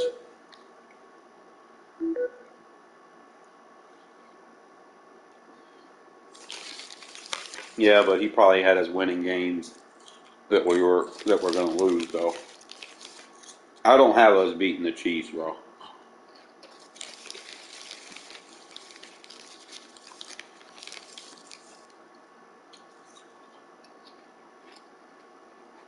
And you can't expect a rebuild, like a roster, to just reconstruct and be good.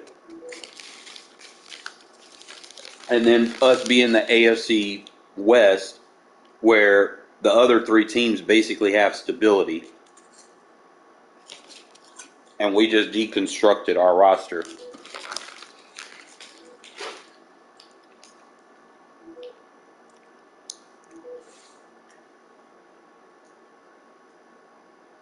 The only way I see us doing anything is something's got to happen with Pat Mahomes, and I don't like wishing anything bad on people.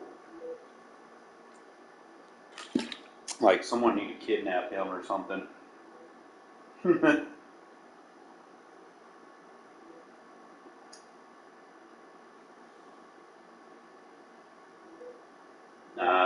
think we'll lose both of them, bro. Because we're traveling to Chicago in October. And Justin Fields has weapons now. Like they're not the Bears that you're used to seeing, bro. Like Justin Fields was actually pretty good last year.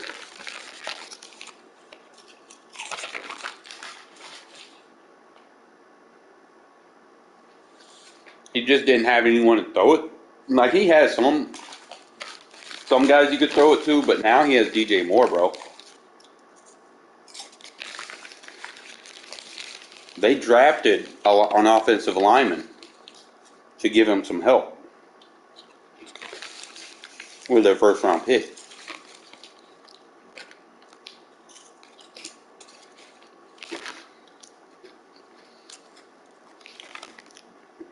Any one of them NFC North teams could be a contender. Rodgers isn't in the NFC North anymore. I could see the Bears possibly being that. I mean, obviously right now it might be for the Vikings for the taking. But any team really in that division, bro, the Lions, they had a fucking top 5 offense last year. Don't sleep on the Lions, bro.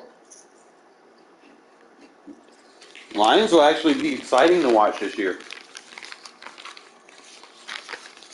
Like they got firepower now.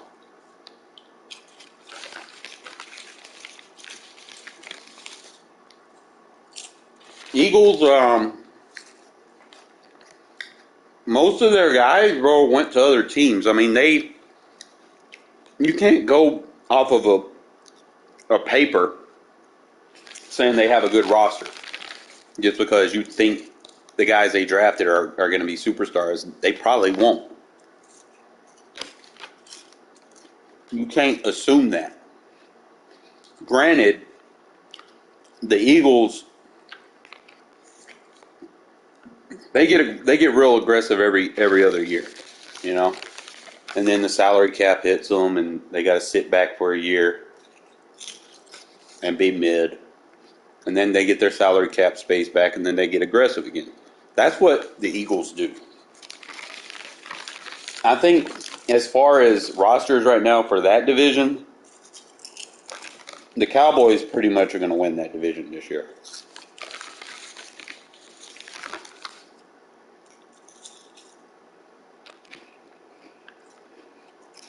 No, Mark Davis is not going to put McDaniels out after an 8-9. He's not. I mean, you got to look at it like this, bro. It takes, 3 years for a new regime to build their roster and shit the way they want it? They got to get out of contracts. They got to get their guys that they draft. And they got to get their schemes. They got to give people a chance, you know? I think McDaniels has one more year. If he doesn't make this team a playoff team in one more year, by next year, he's probably going to be gone. Ziegler probably stays, but McDaniels will probably be on the chopping block.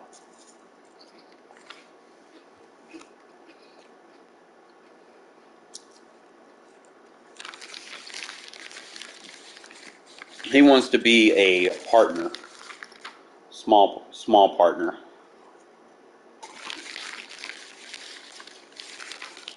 Part ownership.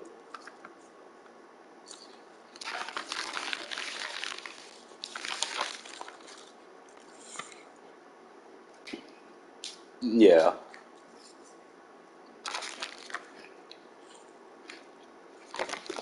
He wanted to play for the Raiders. You remember when he was talking about that motherfucker? That motherfucker was Derek Carr. You put all the pieces together. Remember what that year was? He was a free agent. He was in Vegas.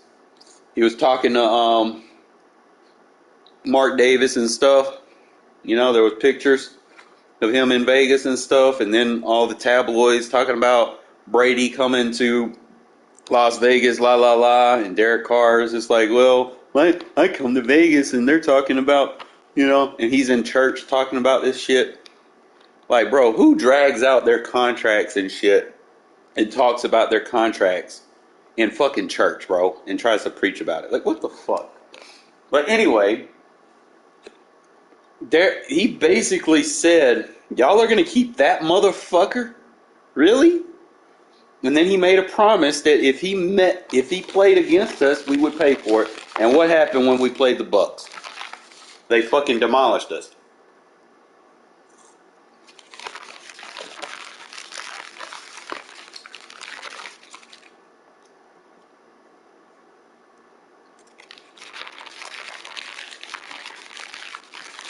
And then they went on to win the Super Bowl.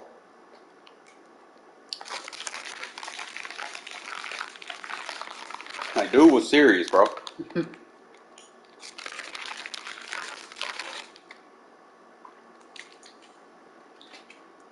And I was pissed. I'm like, bro.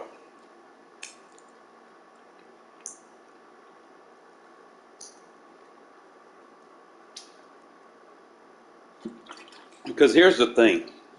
Even if you have a bad defense, your offense should be able to compensate at the end of the day. Your offense needs to be able to compensate for bad defense.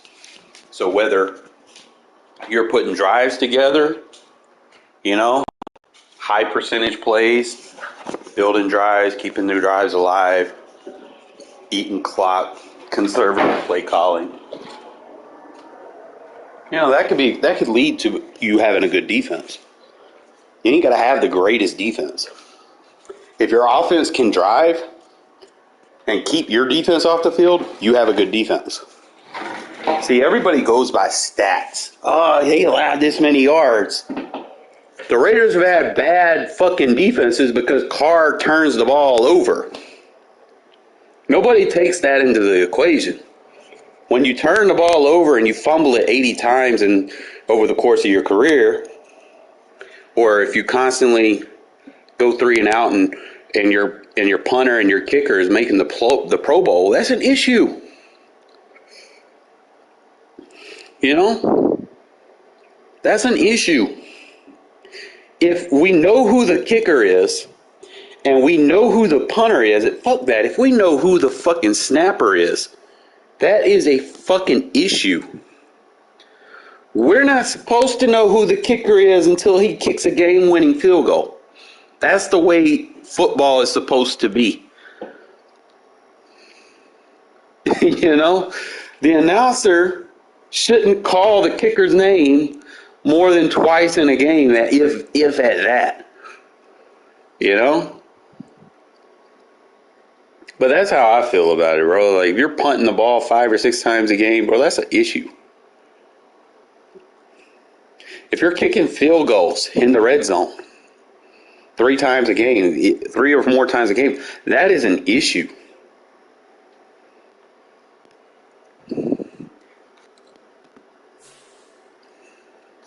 If you're giving up 20-point leads at halftime, that is an issue.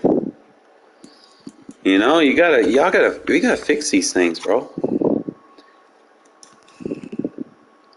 It's like, I mean, simple football concepts, bro. It just don't. I don't know.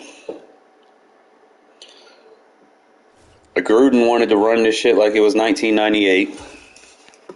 He didn't want to adapt to the way the league is. Like, we need more coaches like Andy Reid, bro. Like, Andy Reid adapts. As old as he is, he always adapts. That's a good coach. That's what you need. You need a coach that adapts to what these players are good at doing. Andy Reid, go look at their college tape, see what they're good at. And then he'll install that into his offense.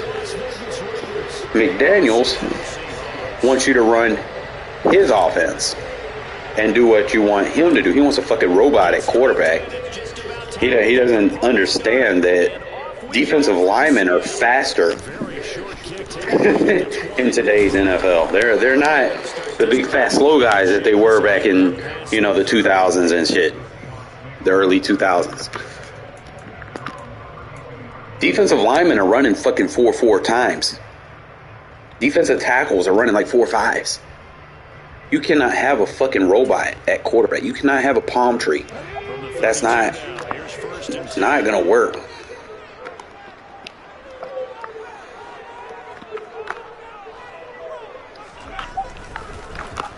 Oh, that should have been a pick. Give him 3 there on the first play of the game, and it's second down. Never make the mistake that the slot receivers, especially the roll guys that we're watching here, are just quicker than fast. A lot of them combine quickness and speed, and they catch a lot of footballs, as we just saw there. Off of play action, here's Smith. Out to the right, he gets it to Lockett. Bro, AI, stop dive tackling. Just shy of the 40. The catch and run, good for 24 yards. They need to ban custom playbooks. He's probably just going to sit here in this shit the whole game. So what we're going to do is we're going to counter it. And that's what they just did on that play. First carry here for Ken Walker. And he'll take this one down. Get him out of this formation real quick. Credited with a 1-yard gain there. Now to find something else, bro. We're on to it already. I already see what you're going to do. Yep, you're going to come out in this bullshit. Everyone crashing the ball carrier before he even made the line, and they hold him to just a yard. Motion height. How are they supposed to pick that?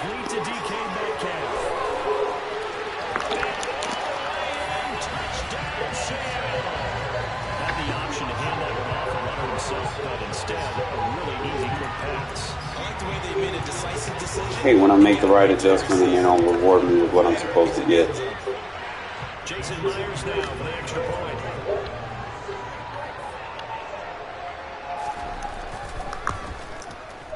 And this will give the Seahawks a 7-0 lead.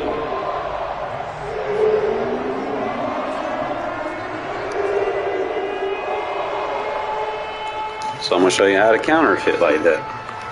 Remember, sometimes the best offense is the best defense. You want to run glitch plays? Fine. You got to worry about my offense. And he'll return this one all the way onto the other side of the field. And from the looks of it, it looks like you don't know how to fucking tackle. That's going to be a problem for you, buddy. Now it's their chance to try and put points on the board.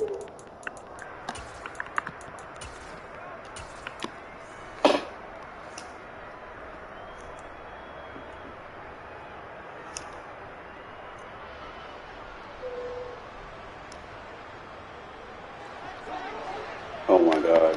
Fucking dumbass. Weak box. Card defers to Jacobs on the draw. No huddle a couple times. At the line of scrimmage. It's second down. Thou shall not baseline press. Touchdown. And the tight end goes in motion left. Here's Carr. And Waller taking it in over the middle. Superman diving. Madden, you're gonna be better than this. On play action, it's Carr. He's going to find and complete it to Renfro. And he's going to have the Raiders first down as they're able to get the third down conversion. Here's Jacobs from the gun. Got that weak box, bitch. And this defense not ready for that one as he'll take You learn today. inside the 25. Carr down a flow. Firing quickly here, and it's complete. Killing yourself in that baseline press, bro. I'm just gonna annihilate that shit. To throw again on second down. Carr flush to his right. And he'll be out of bounds, taking You're gonna get fatigued chasing me all day, bro. 11 to the 12. Carr can beat you in a lot of ways. The scramble. Making this too easy for me, bro. I'm kind of hoping for a challenge. It's just too easy. And they'll bring the big tight end across the formation left.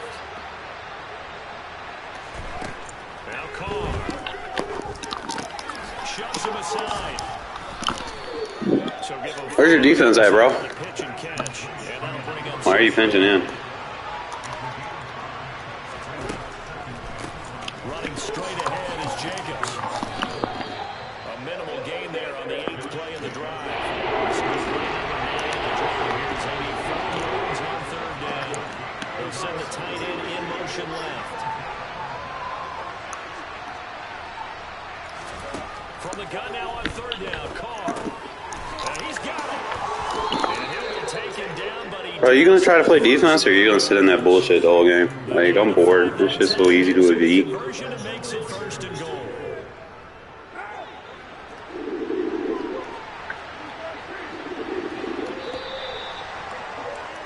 After one, 7-0 on EA Sports.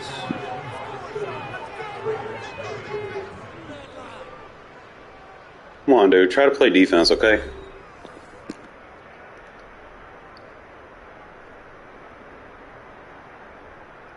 Keep the same energy you'd have with your glitchy offense, man. Show me you can play defense.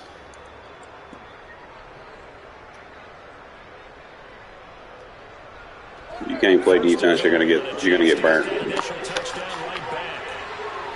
They'll send the tight end in motion.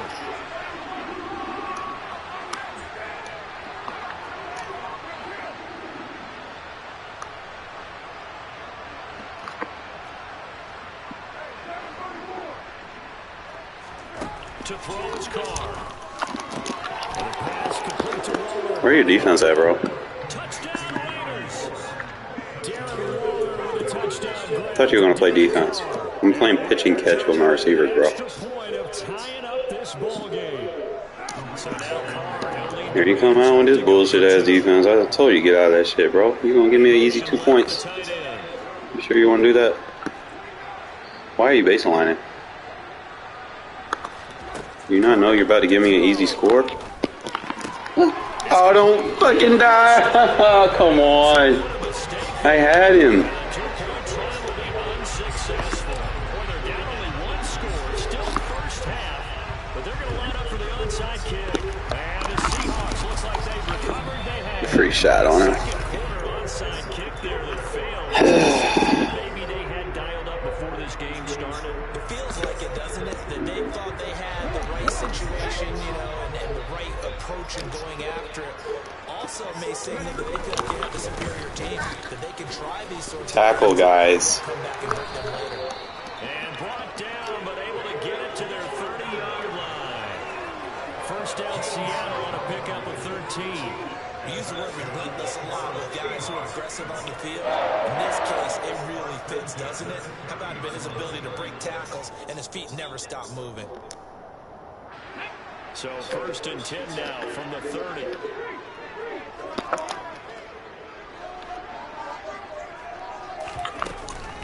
Back to Walker on 1st down.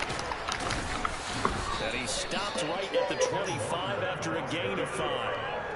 I'm just gonna stand up 3-4 odds so he can't glitch me out. Every time on 1st down because it really sets you up to go in a number of directions here on 2nd. Like, that's all he's gonna try to do is just After the glitch. pickup of 5, here's 2nd and 5.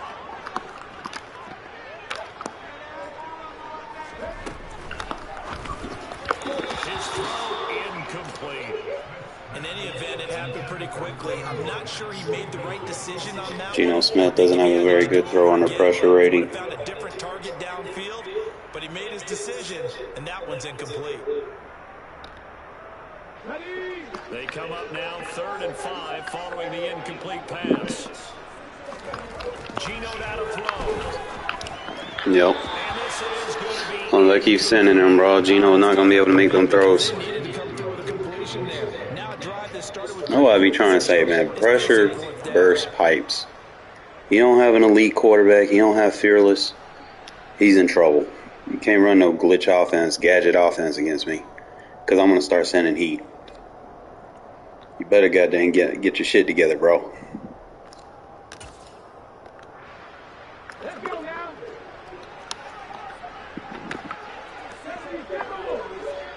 Can't glitch me out, bro. Gets it out quickly here in the left flat. And he's going to have Seahawks first down as they wind up with a gain of 11 there on fourth down. Give them 11 on the game there, and it'll give the Seahawks a first down.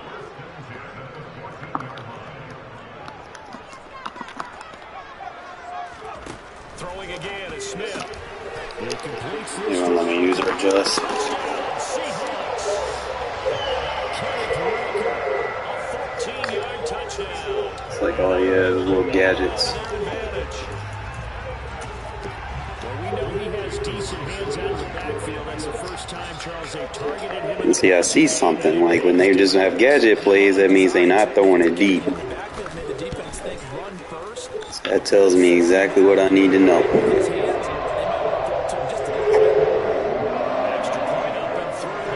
Especially if it's RPOs. You take away the quick read with the RPO and then he tries to throw it. If you don't throw it in that first second, he's going to have an illegal man downfield penalty. Yeah, you got a custom playbook and he played like a bomb. It's a short kick taken out beyond the 20. And he's up across the 25. I played a dude like this in week 1 of my franchise. And was like, bro, just get skill.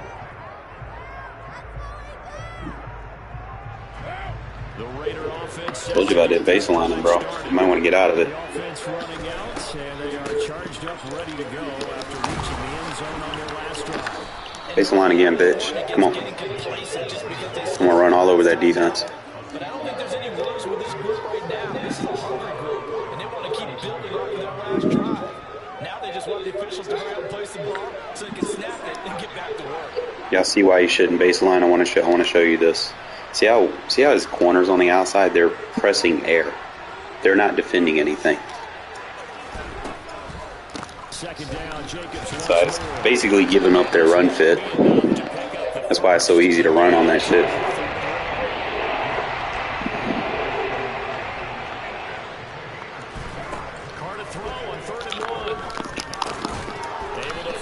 You got short and elite, my guy.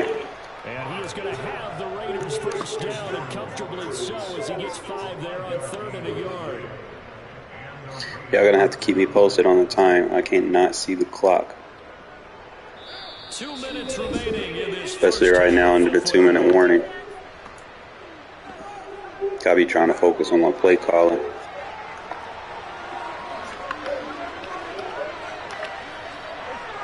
That's why you don't baseline press, because now I can just flood one side of the field.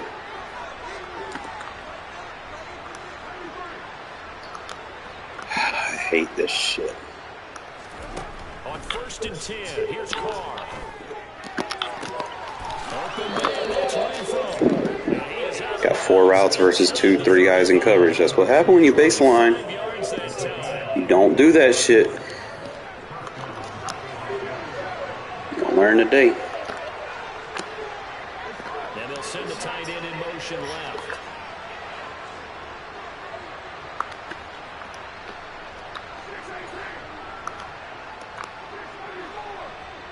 Come on, bro. This is stupid.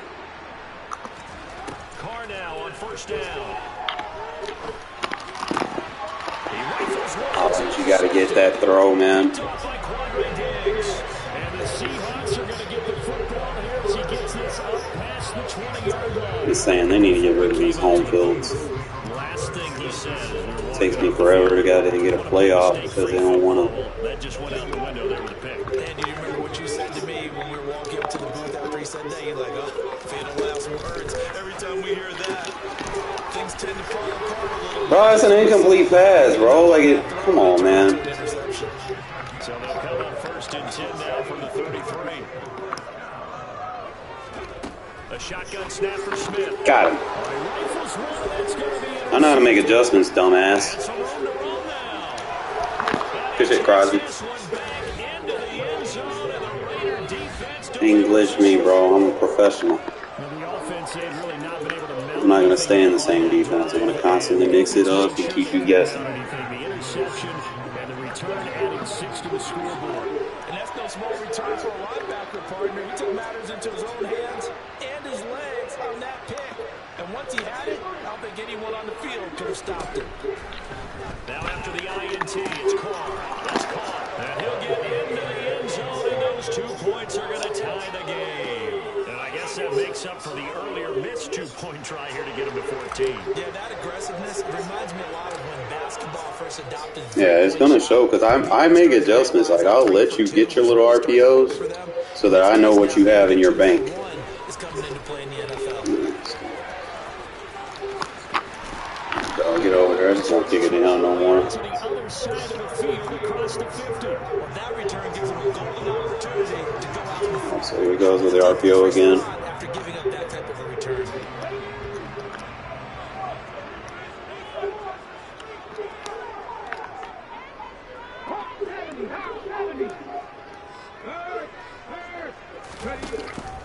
Walker now on 1st and 10.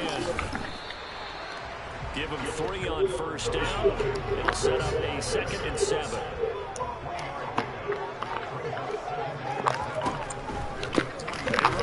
I was gonna get that shit. He's going to be stopped cold behind the line of scrimmage. And they'll need the 39 here for a first. This is 3rd down. Told you I was gonna get that shit, bro. I'm good at adjusting. You cannot glitch me. Guys step for step downfield of man coverage and make up ground quickly in zone. You have to put yourself in Like you might get something once, and once I see it's in your bank, I'm coming for it. You're gonna have to open that playbook up, bro. I ain't talking and blowing fucking shit out my ass, bro. I know what the fuck I'm talking about.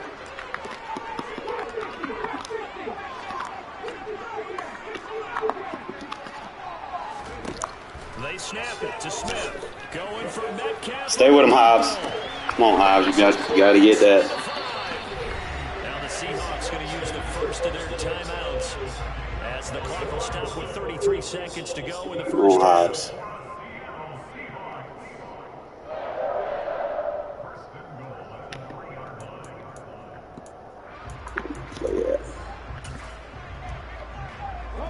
After the big play, a chance to finish now on 1st and goal.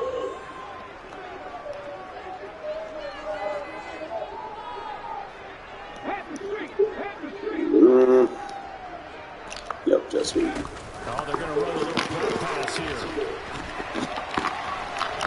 And he's across the Fucking had that shit. DK Metcalf with his 2nd touchdown here in this first half. And the Seahawks will take the lead here in the final minute of the first I used to, man. This kind of fell off recently. Like in the 90s and early 2000s, I did.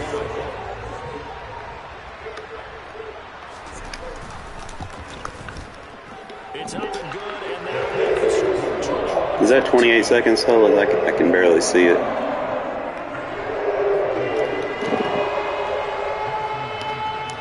I just be having an issue really trying to see how many minutes are left. Need to hurry up, give me a new TV.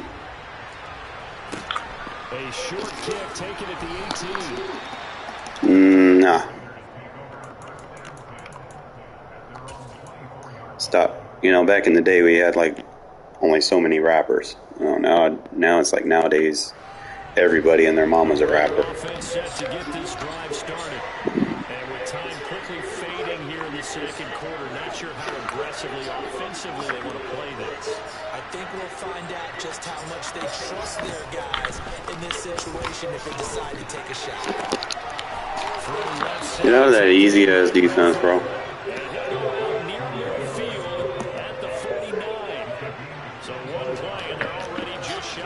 This dude's bad. And the tight end goes in motion left.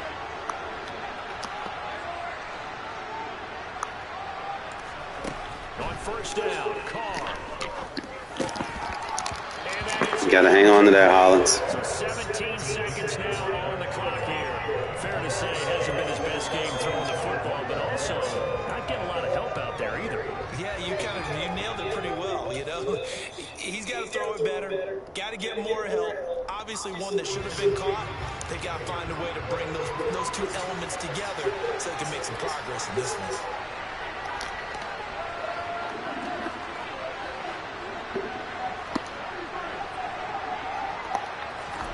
Carr with a play fake to Jacobs.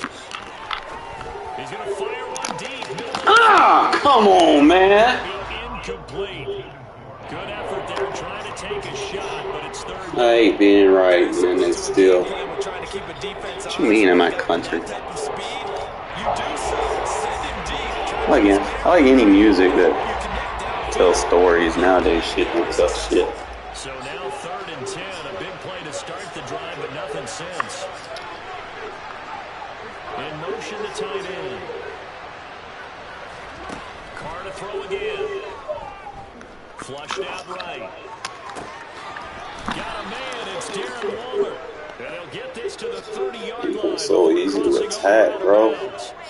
Great way to convert on 3rd down there. 21 yards the play. Now that's all about making something happen as a quarterback, because instead of forcing something on 3rd down, how about him buying some time outside of the pocket, waiting for someone to come open, and when he did, he put it on him for a big play and a first down. Meanwhile, Carr's throw complete to Hollins. He has no defense. Let me spell cover 4, drop, contain, and get dotted up the whole game. Good gain. That's now 35 yards combined on those last two. Do I get ball at half? I think I do, because I think he scored first. So I think kicking the field goal is smart. I can turn this into a 10, 11-point play. So with 1 second left in the half, But take this. This should take momentum away from him.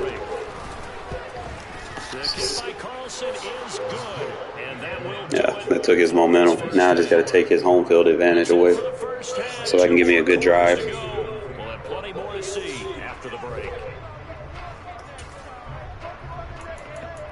You already showed you don't know how to play defense. You're just going to spam one play the whole game. Soft coverage. I'll be able to dot that shit up. And we welcome you back now. Alongside Charles Davis, I'm Brandon Gunn, getting set for quarter number 3 here. I'm a DDD. I'm going to stay in cover 4, drop, contain. I don't know how to play defense. What will the second half bring us as we are underway in quarter 3? From way up at the 12. Woo, good baseball slide.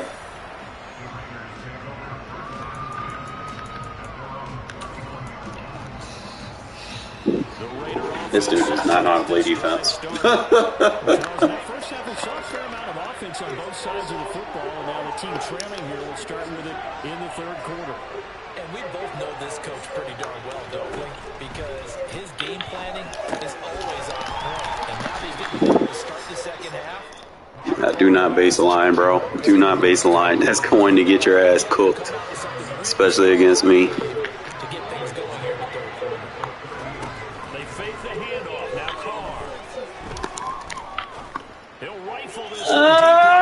God damn, I had that free form.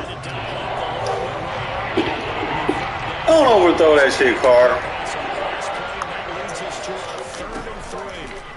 Play action. Now it's Carr. He's going to let it go again. Get that fucking shit, bro.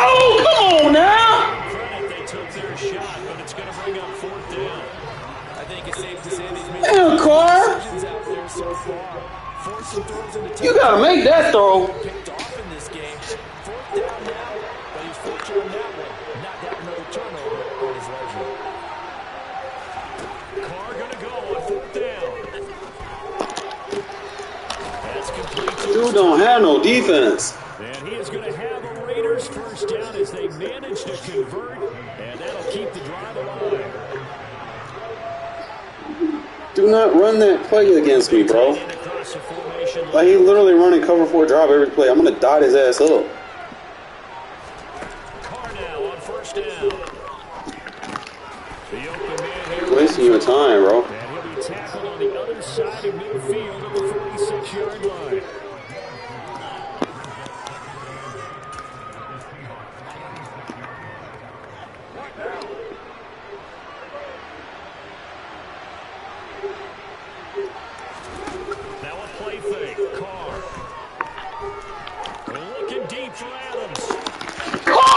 Fucking go! Good effort there trying to take a shot, but it's 3rd down.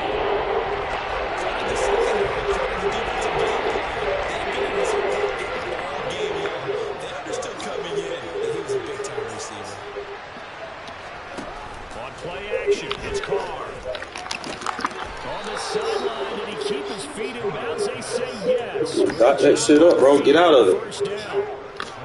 From the 32 now. Here's 1st and 10. They'll send the tight end in motion left.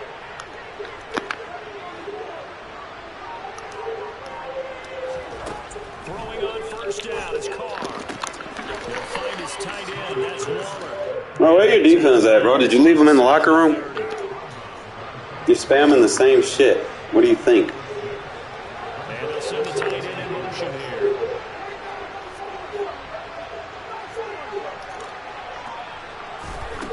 Again, it's Carr.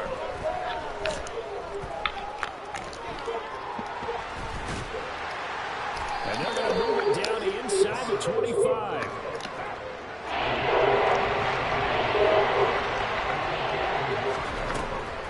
Trying to run for it with Jacobs.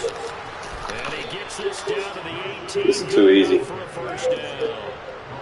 So from inside the 20, here's 1st and 10 at the 18. Into the red zone, it's Carr. Dancing to his left.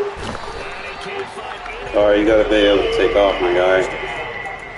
Finally hauled down for the first time this game. Multiple defenders in there to drop him. It's interesting, partner, that most defenses try and guard the 35-yard line actively because they think the way kickers are nowadays, about a 52-yard field goal, they're kind of giving up points. But you get even deeper into territory, you get into your red zone, they're going to guard it even more, which means more pressure, more blitzing. Another try after the 1st down sack. Carr to the sideline, and that is a heck of a catch as he was able to get both feet in. 2nd catch for him today, and it'll wind up a 1st down. Jacobs going to try the middle, and he's in. Touchdown, Raiders. Josh Jacobs. Stop spamming the bum defense, bro. Learn how to fucking play. Have taken the lead as they go right down the field and score on the Play right into what I wanted you to do. Like, Josh McDaniels, he's got faith in his offense, so he's going to have him go for 2. They'll try to run it with Jacobs. I have Josh Jacobs. Get out of that weak box. He seems to have a nose for it as he gets both the touchdown and the 2-point conversion. Set now to kick this one away, and off it goes. I just don't understand people's mindset when they play a defense. Like, bro, like, that's not how you play. This isn't MUT where you have abilities that play defense for you. Learn how to fucking play. Pretty good shape as they get it out past the 30.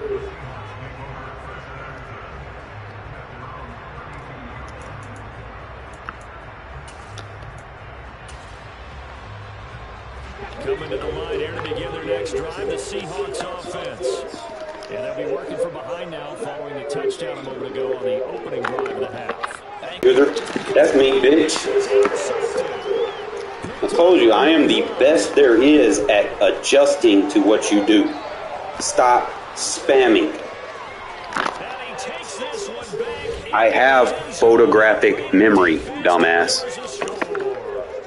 Well, Charles, just some visibly frustrated players and coaches on that sideline right now because those halftime adjustments didn't work. The turnover problems continue. If you show me what you want, I guarantee you come back to that shit, I'm going to take it away from you. That's a great observation too, Brandon, because they did make adjustments at halftime.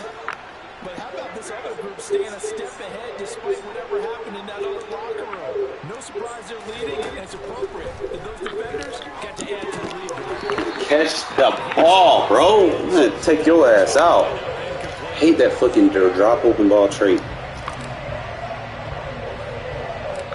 they'll get another shot on offense following that pick 6. And now the kick is away. And they'll let that one go. No, you can't run RPOs because I'm going to send the house at your ass. And his quarterback cannot throw under pressure. So he tries to throw a read option RPO, he's going to throw either a pick or is going to be sitting over there wide fucking left. And this will probably be the last play of the quarter.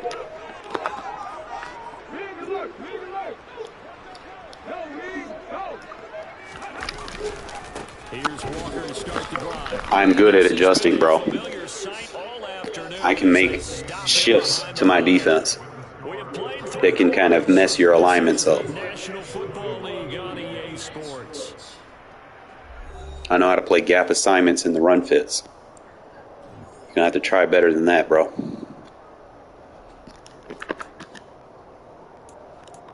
Here you come with the little RPO. A 3-yard loss to start the drive. They'll look to make that up and then some on 2nd and 13. Now Gino. Go ass down, bitch. He's taken down. Now a tough spot for Geno Smith and company after the sack. It's 3rd and long. Gino now to throw.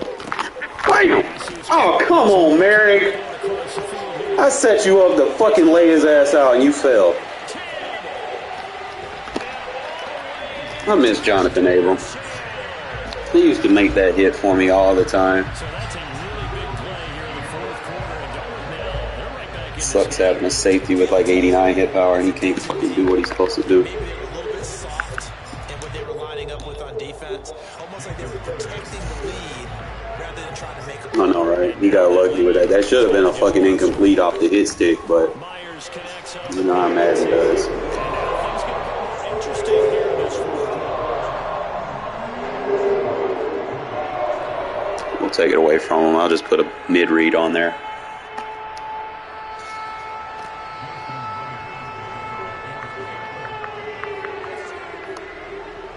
After the touchdown, here's I mean, I was for sure that Merrick was about to pop his ass. But, you know, like I said, they short kick taken at about the wasting your time trying to kick it to my fullback, bro, because I'm going to toss it back. in pretty good shape as they get it up past the 30.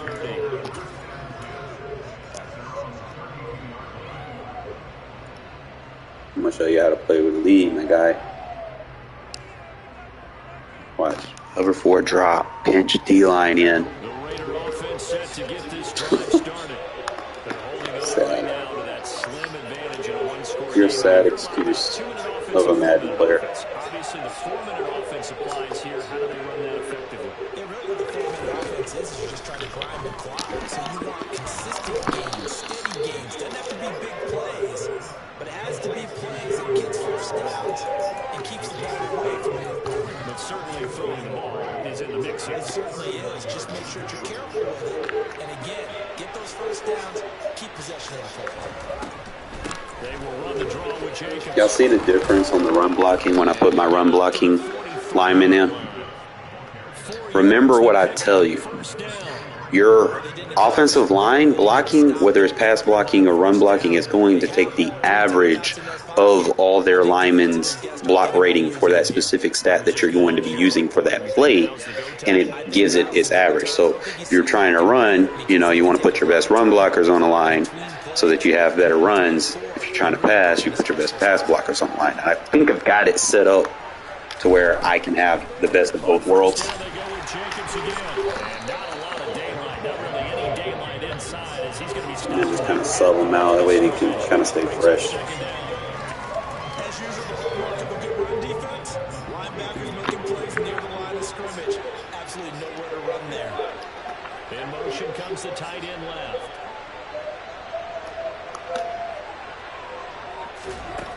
Now Carr throwing on 2nd down. Quick hitter here is complete. And they're able to work this across midfield to the 48.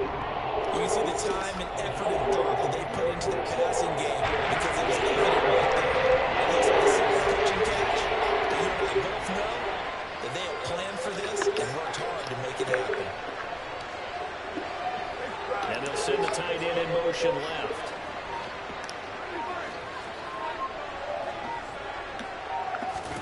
Carr to throw on 3rd and 1. Less than 2 to play. Should have free-formed it. I didn't think he would have been able to catch up to it. So it's Raider football as we get Alright, I cannot have him in there in this situation because he has that drop open ball trait. I don't want that.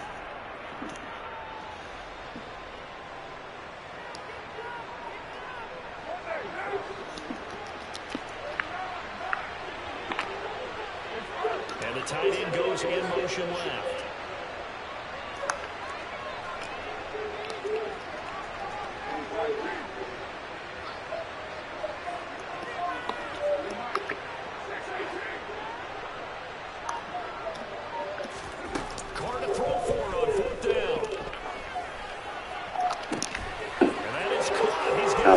Put a linebacker on Jacobson coverage, bro. How dare you? That was dumb. Look at Mumford block, bro. I fucking love that dude, bro. No homo. Like, he able to set that on the inside, and I can put a Luminar at guard. All right, now a big 2-point conversion attempt still to come.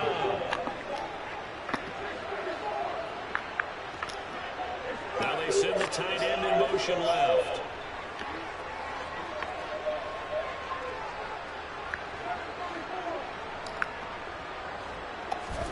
Carr to throw. To the goal line, but it's incomplete. I catch him run across.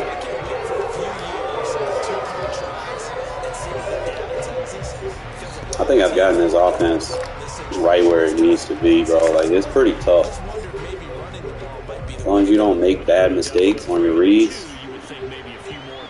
Oh, he fucked up. You know you don't fuck up, right?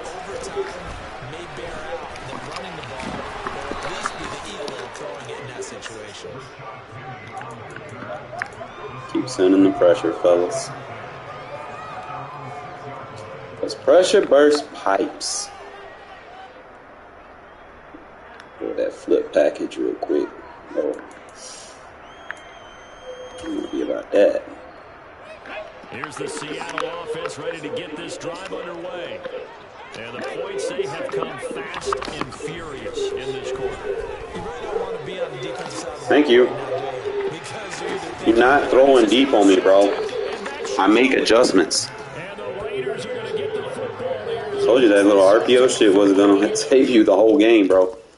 Because once I took that shit away, I knew you wasn't going to have an offense.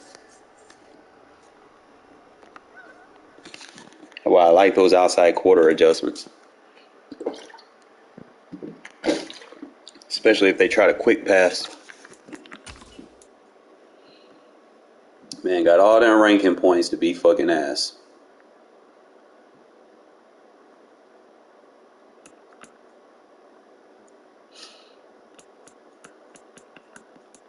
Oh, one thing, man, I can say, like, if I get in the game and I catch on to your tendencies early, I am very tough to beat.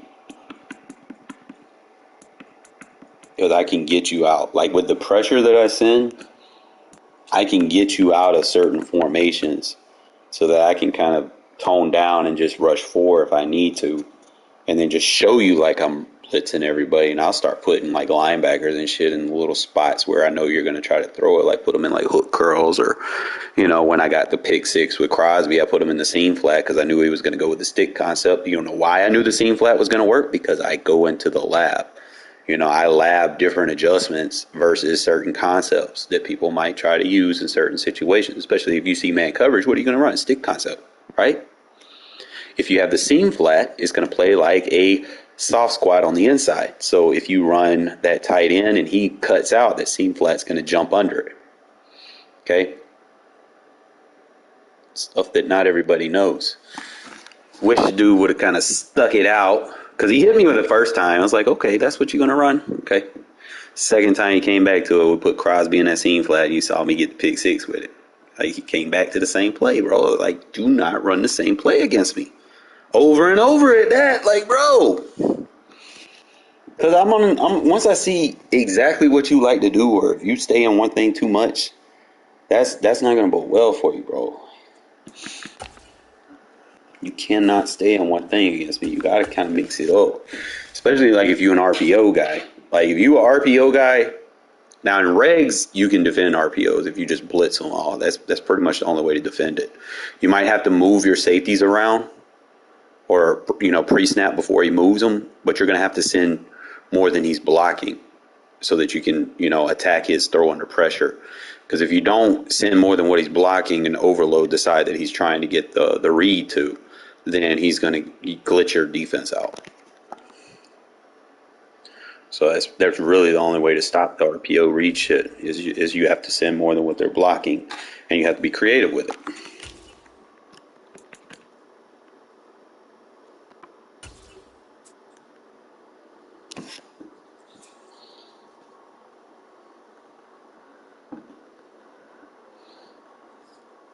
obviously you still got to make your coverage adjustments. It's not like you just run a stock play and move people around. No, you got to make user adjustments on the field. And you have to understand which ones you need. If they run RPOs, you need match zones. If they run just, specific spot routes, you need drop zones.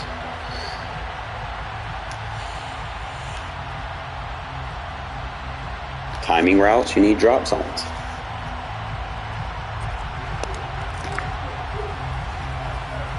And off we go from Las Vegas. And a short kick taken at about the 16. And a nice return sets. Merrick, I'm a little mad at you because that last play, you should have fucking popped his ass and said Merry Christmas and took your presents. So 1st and 10 now from the 30. I see something. What you think you're going to run on me, bro? Nothing much materializing there on the 1st down run. He'll get a couple, and that's it. You've got to be impressed by the defensive front on reps like those. They were not being moved up the line, kept their shoulders square, and gave their teammates time to fight to the ball. What I said, fellas. Now 2nd and 8 at the 32-yard line.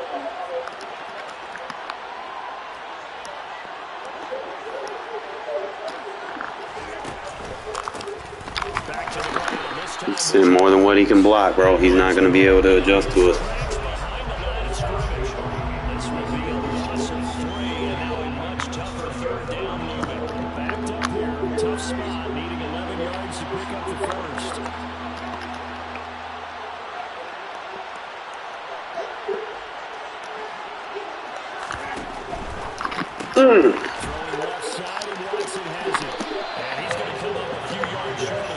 I'm like I'm weak, bro. I'm gonna pop your ass while you're trying to do that shit. They got 7 yards there, but not enough. And I think this is a route we'll see more of as this game goes on, because with his speed, they want to get him the ball in space on drag routes just like this. They want him to get the ball and run after the catch. Good job there, though, holding him for a short gain.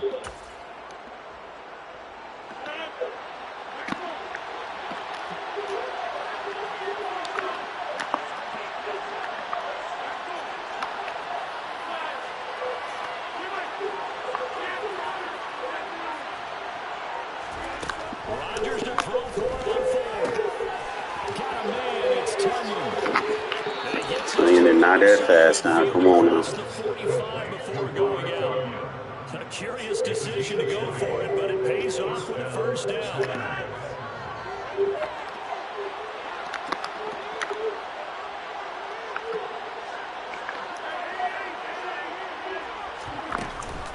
Rodgers with a give. It's Aaron Jones. Down to the 41. Give credit to the defense for stringing that play out, and they gave him no cutback angle. You know he's trying to dart through. No place for him to go. A nice job there. I'm going to give him a 3-yard gain.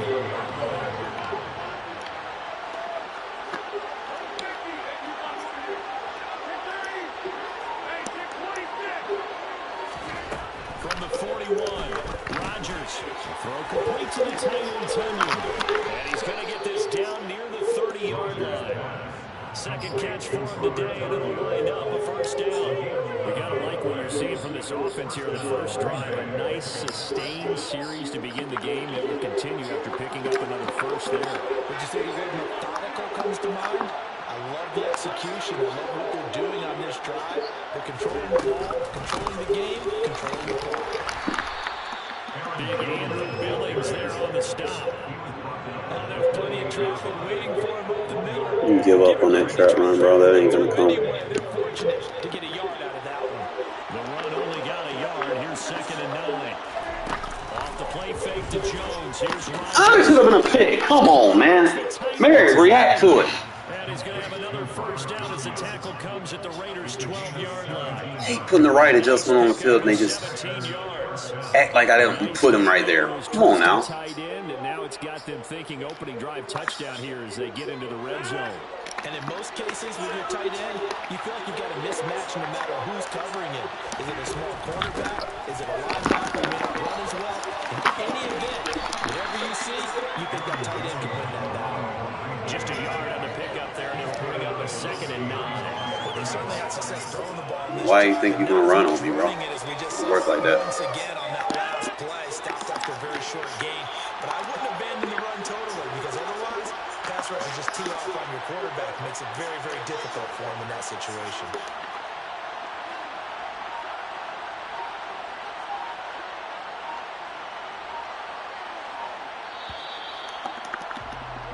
No score after one on EA Sports.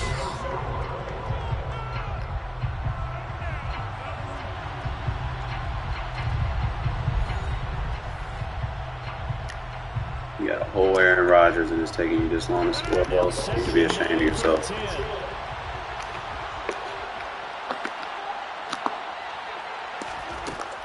Screen. I should have picked that. Come on. I was on it.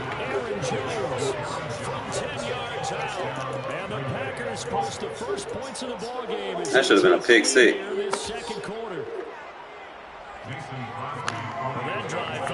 We'll ask you. We'll get it next time. Yeah, but plenty of action prior to, because that drive took up all the first quarter before we spilled into the second. Oh, that's your offense, bro. You're gonna be in trouble. On the other sideline, they're chopping at the bit just to get the football.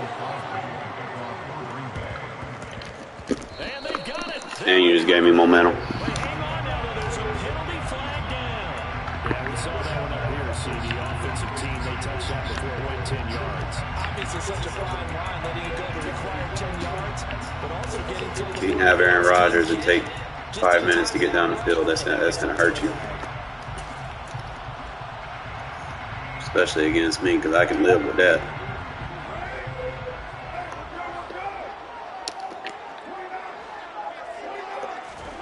On 1st and 10, here's Carr. On the out route, this is Adams. You really want to put Stokes on Devontae? Get this to about the 40-yard line. You sure about that? And they bring the big tight end across the formation left. Throwing again on. You want to put Stokes on Waller? You sure about that? That man not big enough, bro. First down Raiders, When an offense reads blitz, doesn't You might want to get him off the field. I'm trying to help you. become a big part of the passing game, because there should be an easy outlet when all those extra bodies are trying to get to the quarterback. A hot route, so to speak. Carr now on 1st down. You want to put a linebacker on Renfro? You sure about that? Completed to Renfro. You might want to match personnel, my guy. Get out of that 4-3. Dropped it to 1.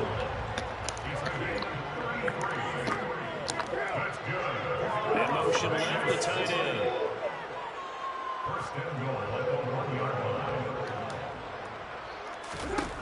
Now Carr again. You're going to get dotted up on him, bro. Get him off that guy, bro. Get him off the field. He's too small. Darren Waller, a 1-yard touchdown reception. And the Raiders are an extra point away from evening. Speed isn't everything, my guy. You're going to learn real quick from playing guys like me. The touchdown all set up by the big play one snap before, but they finish it off here with a shorter completion, this time for the score. And I like how they stuck with what got them there, right? The big pass play, got the momentum going, right? That's you created with a play like that. And it's intercepted at the goal line. Come on, get him, Devontae. Stokes. And he's into the clear. Be all right. 10. Man, wasted all his stamina to do that. Way back. It's a pick 2, if you will, as that play backfires in a big way. Boy, they're down only 1 score. Still first half, but they're going to line up for the onside kick. And this one's going to be covered up by the Packers hands team. The risk reward of the onside kick. When you don't get it, the risk comes out to play, and here they gave up great field position. And that's the key to everything, because you're trying your best to press advantages when you have them, and field position leads you to that type of play calling, and whether you want to blitz or whether you want to throw the ball deep, those types of things. Now that they've given up that type of field position, the advantage is switched to their opponent. Now a first down carry by Jones. I think you're going to really run on me, bro. Come on now. It's a 7-yard carry to set them up with a 2nd and 3. also breaks tackles and creates extra yardage, they almost feel like he's one of them, and they really embrace him. So they'll come up after the gain of 7 on a 2nd and 3. They'll bring the tight end in motion right.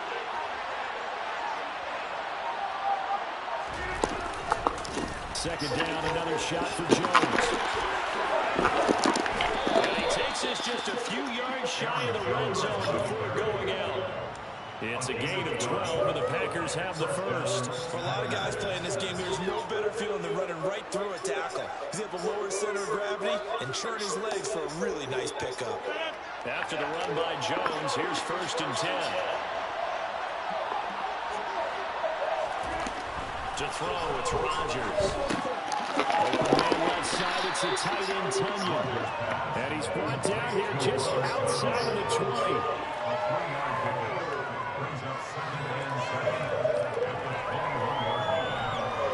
And we've hit the 2-minute mark in this first half of action.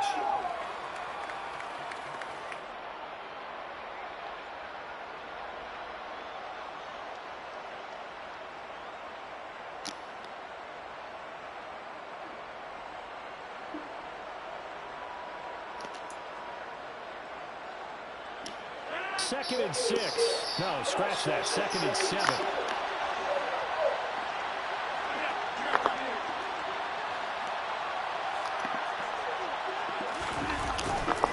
Up the middle, Jones.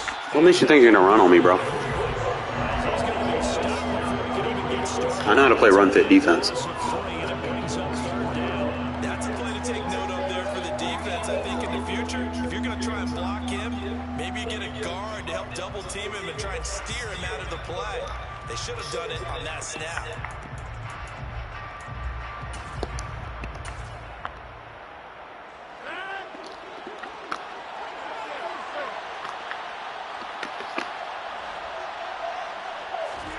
Throwing is Rodgers on 3rd down. A check down here to Jones. And they're going to get him down real short on 1st as he can only get this to about the 19. He did his best to just get 4 out of that, but not enough. And now 4th down. The Raiders going to use one of their timeouts. Guys, let me know how much time I got in chat. And talk over what to do next.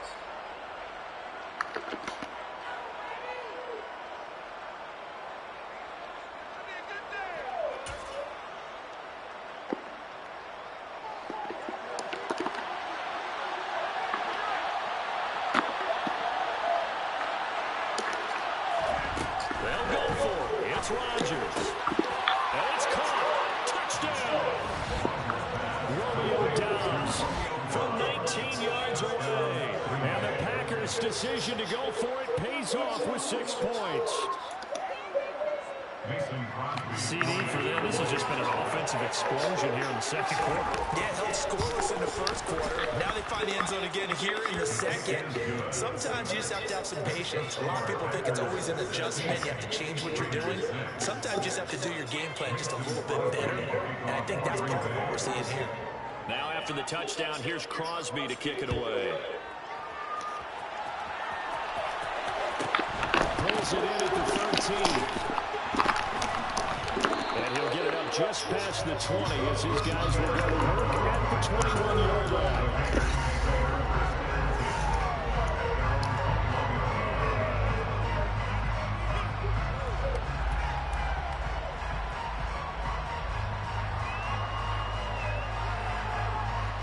The Las Vegas offense ready to start this next drive. And Charles, we'll see what they can do here. Not a ton of time left, but enough certainly to get points out of this drive, and they need them right now because they're trailing. Yeah, this is exactly why you practice a 2-minute drill all through camp, and at least one practice each week before a game. A minute left, more than enough time to string a few completions together, reach the end zone. Bro, he got both feet in. Come on, Madden. Don't cheat. A 2nd down pass play there, but it's incomplete. An incomplete pass on that last play, and that means they'll need to come up with something here on 3rd down.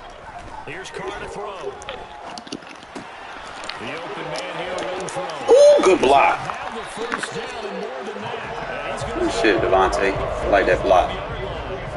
Give him 22 there on the 3rd down conversion.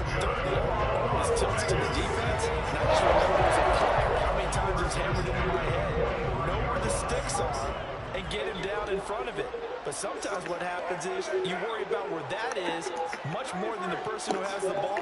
And on that play, they didn't have enough focus on him. And somehow he turned a short pass into a first down. Throwing on first down is Carr. Speed ain't everything. You just got cooked by an 86 speed receiver. And he takes us just a few yards shy of the red zone before going out. Give him 32 on the play. And that might be exactly what they needed to wake up this home crowd. They haven't given them much to cheer for so far. And never underestimate the effect the home crowd with you can have on a game.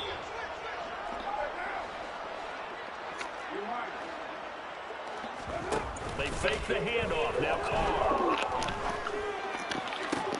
This is Carr. Where's your defense at? 2-yard line there before crossing over out of bounds. The end result, 21 yards. A lot of precision being shown on this opening drive. They've been methodical, they've been crisp, and as a reward, they're going to be set up with an early first Big box. He's in. Touchdown, Raiders. Josh Jacobs taking it in from 2 yards out. And the Raiders What made you come out in the nickel versus that? That's dumb. of the first half. They'll try to Why would you come out in the nickel again versus the same play? That's dumb. Weak box. So he gets the touchdown and the 2-point conversion, and that'll cut this deficit down a little bit further. So the lead shaved to 2 now as the kickoff is away. And a short kick taken at about the 16. Defense. He ain't got no offense. We can get pressure.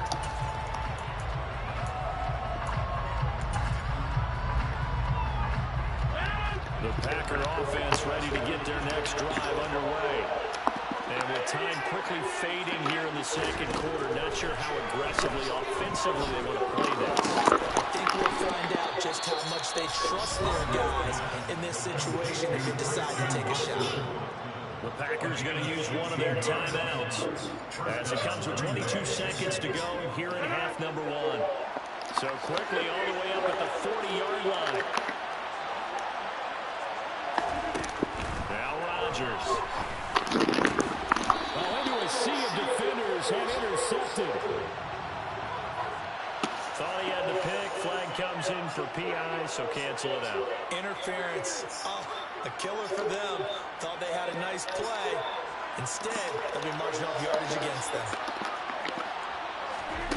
Throwing on first down is Rodgers. And once again, Watson. Oh, he's EA. got daylight. He'll get it inside the 20. And it's a Packers touchdown. Christian Watson in the final seconds of the first half. And the Packers will extend their lead here just before halftime. Extra point up and good by Crosby. And that makes this a 9-point game. If they take the bell outside of this game, it would be so much better. So not much time to speak of remaining in this first half as the kick's away. Pulls it in at the 13. And he will be brought down here inside the 20. Good coverage as he's dropped at the 17.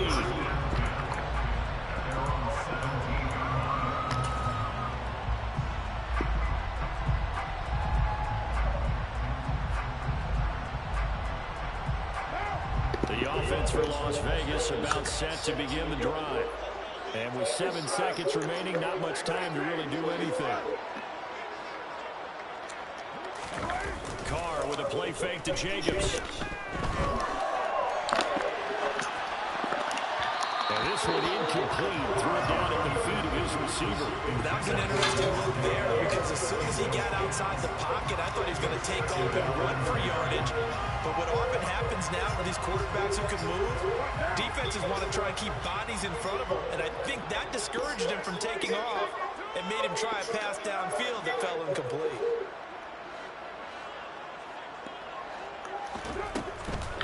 Not wanting to take a chance this time, they'll keep it on the ground. And they'll bring him down at the 27-yard line. Time for a break. We've hit halftime. 2 quarters down. 2 still remain. We step aside. This is the NFL on EA Sports.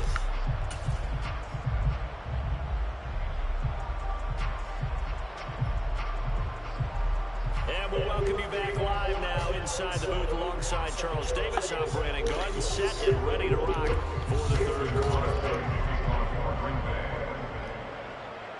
Crosby on now to kick it away.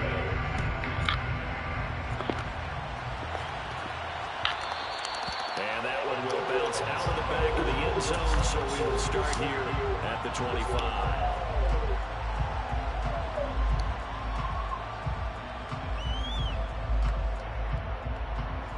The Raider offense set to get this drive started.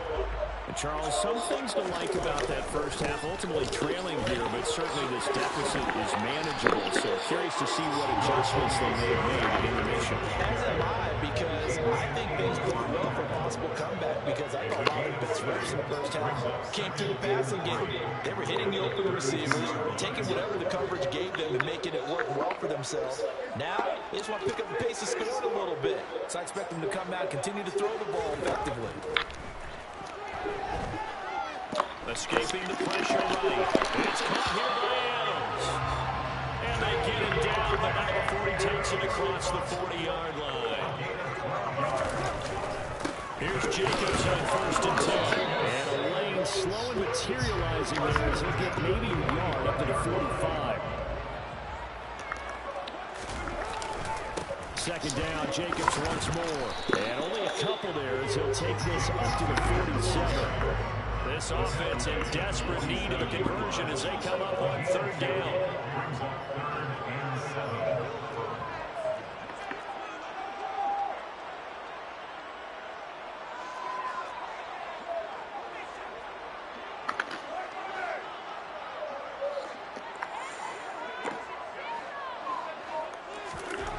Now Carr. And he takes this one down almost all the way into the 30. A good pick up there at 22. So into Packer territory now. Here's 1st and 10 down at the 31. Carr going to give it to Jacobs. And not a whole lot of room to operate there on the 1st down run. He gets maybe 3. 3 yards on that last carry. Here's 2nd and 7. Once again, it's Jacobs down to the 25. I think if we put together a job description for a middle linebacker, we would start to be able to hold down things in the middle of the line of scrimmage and be able to take out blockers. But how about the guys on the sideline and make plays? Love a guy that can do that. We saw a perfect example of it right there. They'll send the tight end in motion left. To throw his Carr. Really trying to put a pass rusher on him, bro?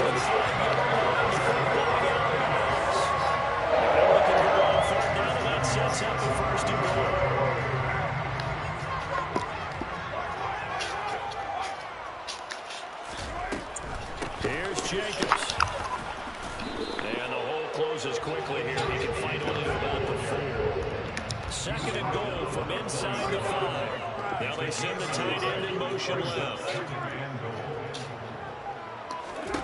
2nd down and goal. Now you're not going to cover him at all? What's that?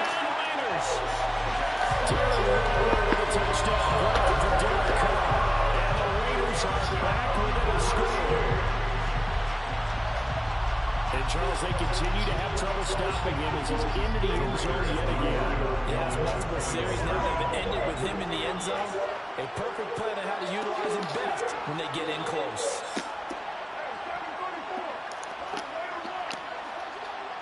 In motion left, the tight end.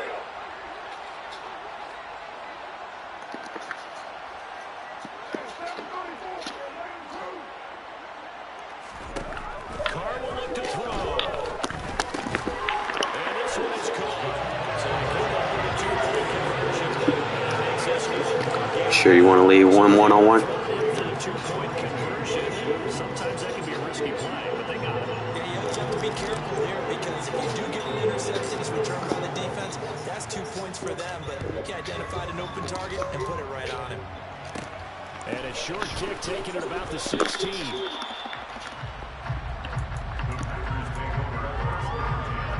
Now let's go deep though. We got this shit. He ain't got no offense for real.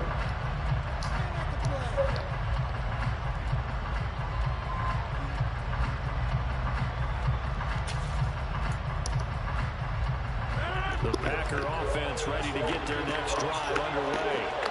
And they've got the lead here getting late into the third quarter. And the passing game for them, it's been terrific. We've seen that, but the rushing game almost non-existent. And with the lead and trying to finish this game off, they need the running game to come back to life. They need to get sparked that way.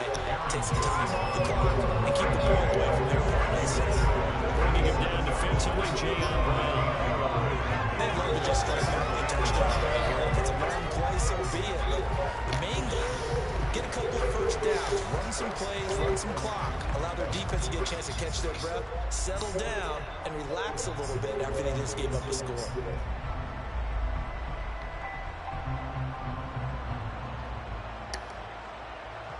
Here's 2nd and 9, just a yard on that last run.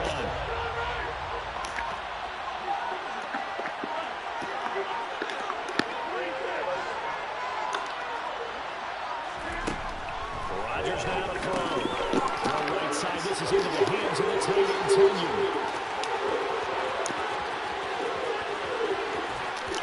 And he's going to be out of bounds here, all the way down inside the 10. A big play there on the catch and run. 67 yards. For as big and strong as some of these guys are, especially when you see them in full pads, it is sometimes hard to appreciate how truly fast they can move. That was incredible. And we do talk a lot about how the tight end position has changed in the NFL. Here's a great example. It used to be that they were linemen who occasionally caught passes. Back now in Las Vegas. Welcome back, everybody. And we've got a dandy here. 1-point game as we begin the fourth. So 1st and goal, 6 points here would go a long way toward wrapping this one up.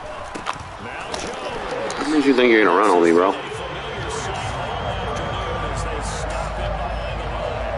A loss of 3 yards, and now it's 2nd down. Well, to bear the defense understands the situation. They have to keep them out of the end zone here. That's a great start by them. A loss on that play. Can they force them into a field goal attempt and still give their offense an opportunity? Now from the 9, here's 2nd and goal.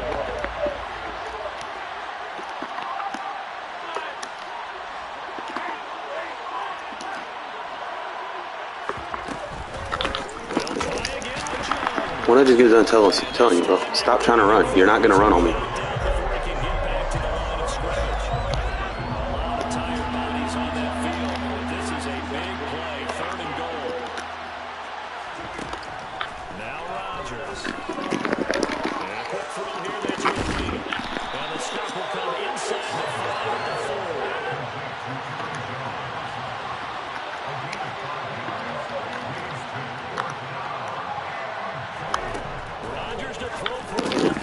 That should have been a pick. It's caught for a Packers touchdown. 4 touchdown passes now for Aaron Rodgers, and the Packers will add to their 4th quarter lead. Hate having the dude sitting right there. That's supposed to be a fucking pick. Stop cheating, EA. With the extra point to come. And it's a heck of a way to play, isn't it, partner? You feel good about it because you continue to keep the lead. Your offense keeps scoring, but you sure would like your defense to make a stop. Crosby connects on the extra point. When I make the right fucking adjustment and they don't fucking reward me like they're supposed to. Now after the touchdown, here's Crosby to kick it away. This field right at the goal line. And he's going to get this across the 20 as he's out of bounds at the 23.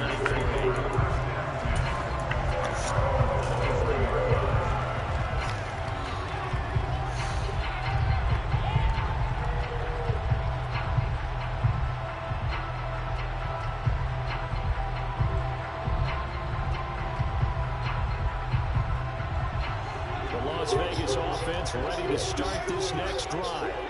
There's still plenty of time here in the 4th quarter. Just a 1-possession game, down 8. They'll be looking for the touchdown and 2-point. Thanks for baselining for me. Field goal here in this drive Baseline again for me, please. Thank you. On 2nd and 7. Trucks over it. Baseline again for me, please. 33-yard line. Appreciate it. 1st and 10 now from the 33. Carr defers to Jacobs on the draw. I need you to baseline again for me, please, so I can get some more yards. The last run got 3. Now here's 2nd and 7. In motion comes the tight end left. From the 36. Love when they baseline. Pass complete to Rowe on the outright. And he gets us to the other side of midfield across the 40. Baseline again for me, so I can keep driving. That one good for 20 on the catch and run. You don't always expect tight ends to be big in terms of run after the catch, but after that play, he joins a growing band of players that's putting that stereotype right on its ear. So into Packer territory now. Here's 1st and 10 at the 44-yard line. In motion goes the tight end. On 1st down, Carr. Got a man and he hits him in stride. And they're going to work this down at about the 32-yard line.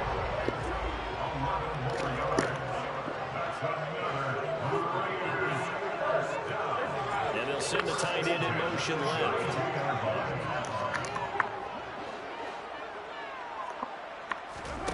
On play action, now Carr. On the move to his left. Good high point. Let's go. And he'll go out of bounds. That's Darren Waller, motherfucker. We've got a one-score game with inside of 2 minutes remaining. From the 13 now, they work on 1st and 10. And the tight end goes in motion left.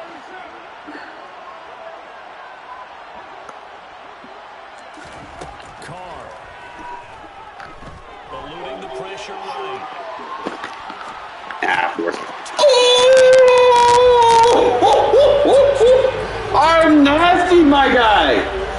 Don't play fucking man coverage on me. I don't care. You quadruple cover me. I'm gonna make that catch.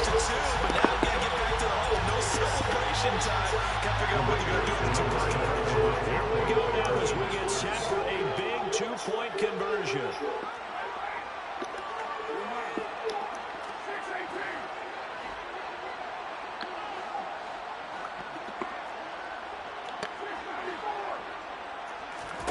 Now Carr. Waller, bro. Still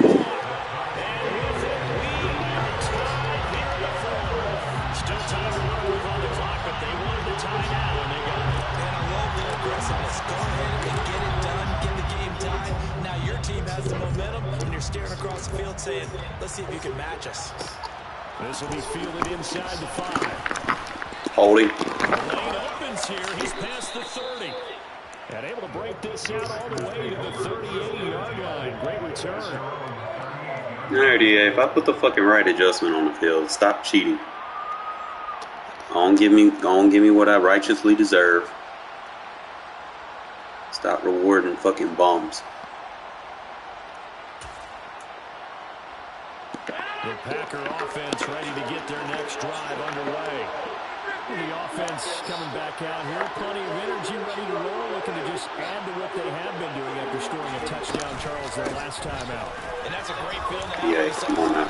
You know you just won the battle against the opposing defense. And since they came off the field, I'll guarantee you all they want to do is get back out there because they know they have the upper hand on that defense right now. And they'll keep on the ground with Jones. EA, stop bailing him out now. The Packers going to use one of their timeouts as they'll talk things over prior to this upcoming second down play.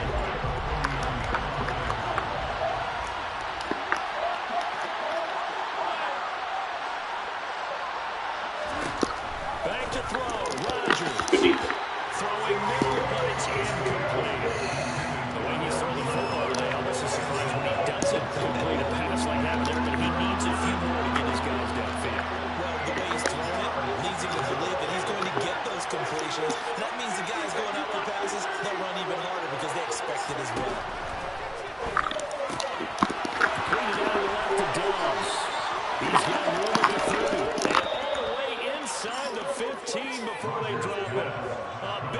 made there on the catch and run. 35 yards. This is what made the West Coast offense a staple around the NFL in the 80s and 90s. You don't have to push the ball deep downfield to come up with big plays, and there's an example of that right there.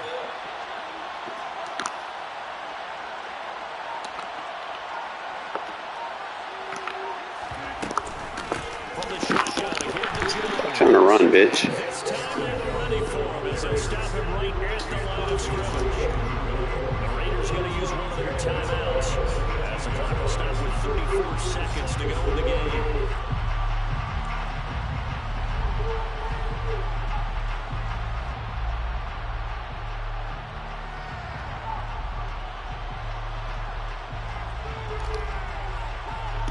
That loss of 3, a rare stumble on a promising drive. Here's 2nd and 13. On the counter, here's Jones. Holding. And that's a touchdown as they broke it out. Bring the refs back to the game. I was holding. And there the counter play proves successful for the touchdown. What typically makes a counter play in general successful, Charles? Well, what you're trying to do, Brandon, is to get the team moving in one direction, meaning the defense, get them going in one direction, and then wall them off with your blocking and bring it back in the other direction. That way, you don't actually have to punish them with your blocking. You just position them. And if you have any kind of a good back, he'll take full advantage of it and gain good yardage.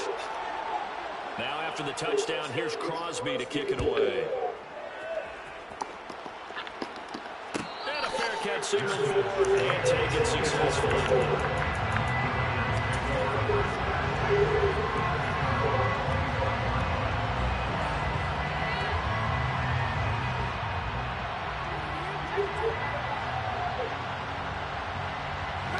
The offense for Las Vegas about set to begin the drive. For this offense, Charles, remember the last time they were out here, marched it nearly the full length of the football field, and a lot of the attack went through the air, so now they're seeing if they can duplicate that performance. Okay, if I show my age a little bit, partner, because I can hear my high school coach, John Ford. I can hear his voice in my head. Ready? When you put the ball in the air, 3 things can happen, and 2 of them are bad. But the way the game's being played now, this is just part of what they do, so I don't think they should change anything at all. They've been dominant. Keep throwing it around. Here's Carr. Come on, Renfro, you got to get that. So 17 seconds now on the clock here. I like the calmness of how he played the ball here. No panic in his eyes as that throw arrived. Tracked it from the moment it left the quarterback's hand, and that's just where he needed to be to knock it away. Throwing his Carr. To the sideline, he's got the catch, and he kept the feet in bounds. Well done. A Raider first down, 17 yards.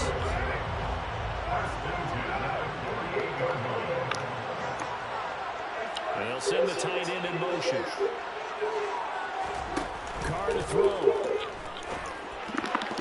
Toward the sideline, and look at that catch. Dragging the toes. That's going to be a first down. Well done. The drive continues as they search for a tying touchdown. Here's 1st and 10.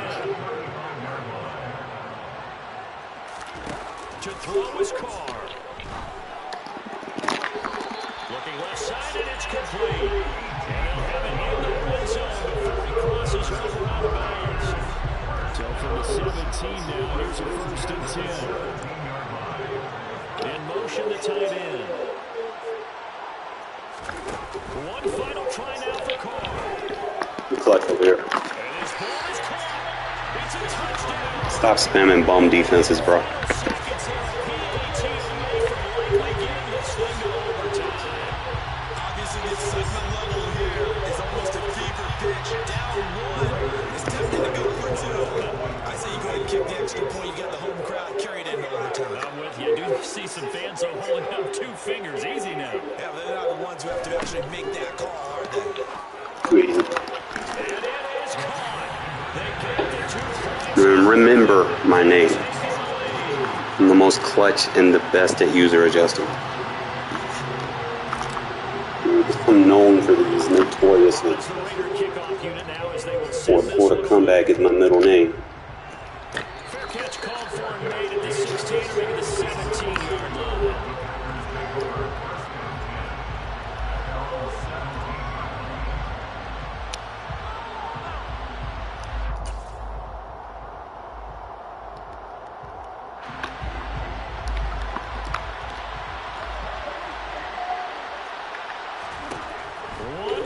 try now for Rodgers. Go ass down. And they're going to get this beyond. We did that, fellas. Before he's taken down.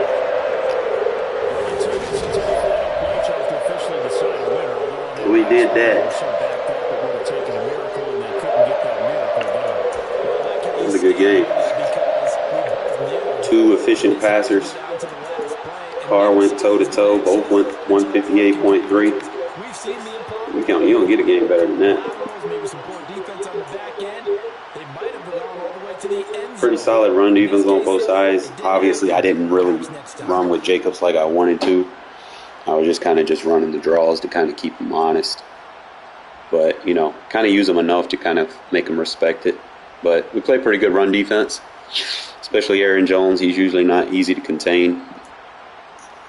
Darren Waller balled the fuck out. Battle of tight ends. Both tight ends did good.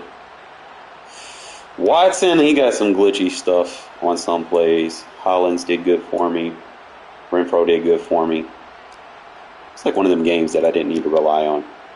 Devontae Adams. Like I said, I can turn any receiver into a star. Just got to be able to run my routes, and my quarterback just has to be able to make the throws. That's really it. Look at all these pancakes, bro. It's like everybody in pancakes. No sacks allowed. It's a good game. No picks, no sacks. Isaac Rochelle, man, he's been pretty clutch for me, bro. I can't even lie. Since I've made him my starter, dude does exactly what I ask. He's not going to be like, you know, superstar, but he plays his gap pretty good. Billings does good on the interior. Tillery does good on that that 3-tech position where I have him. Crosby did his thing.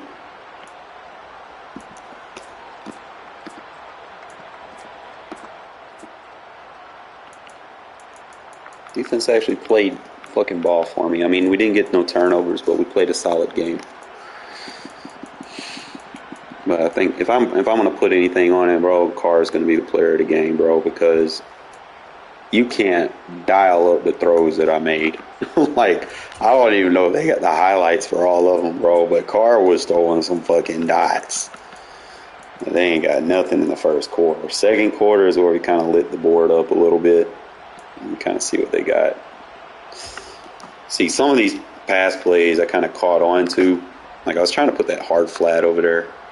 That should have been a pick six. I over-pursued it. Like, if I would have just waited right there, that would have been a pick six. I probably would have just been the turnover that would have made the difference in the game a little bit more. But, you know, shit happens. Dude stayed in that stupid defense. Had him so worried. See, the point of running these quick passes is to control who they user. You get them out the middle of the field, force them to user somebody, and once they get on that turbo, they're going to get locked up. He don't know. Look at him. His user is not going to be able to adjust to that fast enough. Okay? He got lucky with the PAT interception because I thought, for some odd reason, I wasn't expecting the corner to come inside like that. I was expecting him to go out. Probably should have hit Renfro because Renfro was open.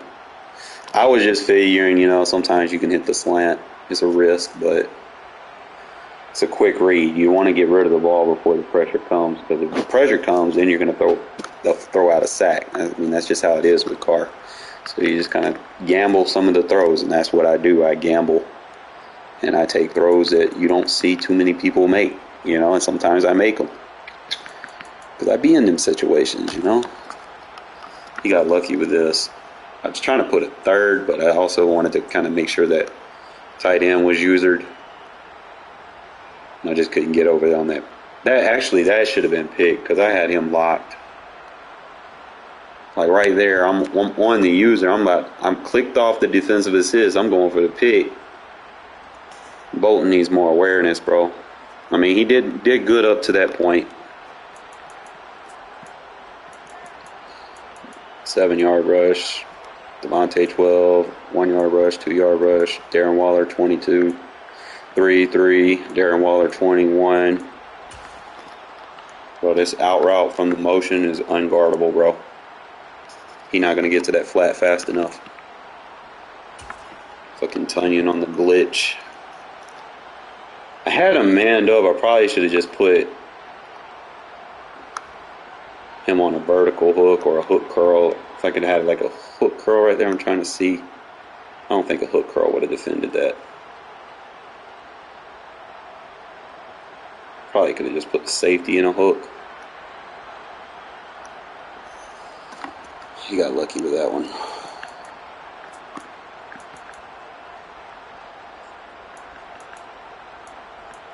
Darren Waller 20. Renfro, Darren Waller. Darren Waller, 13-yard touchdown. Hit him on the Discord, bro. Look at this throw. Look at this throw. Boom! I told you, I don't give a shit. If you're not going to send pressure at Carr will make these throws. Like, he's sitting that dude in like a zone. Carr doesn't have anybody near him, bro. He's going to make that throw. That's how you slice a defense, bro. Like, right there. Look at that. Laser. Bro.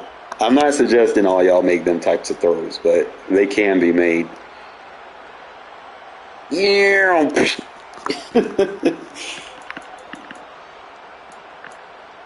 I was worried they wouldn't have that one. This was the clutch play. So this play actually is viable again. I've actually learned when to use it now. As long as they're not in man coverage, they're in any drop zone, that the deep outs is still viable. Now, if they base align, you're going to have to get a realignment. Okay, by realigning, you're going to take that safe. You're going to take that tight end. Anytime you see that they base align, you're going to motion them out. So he's going to have. So when you motion him out, what happens is you realign this receiver.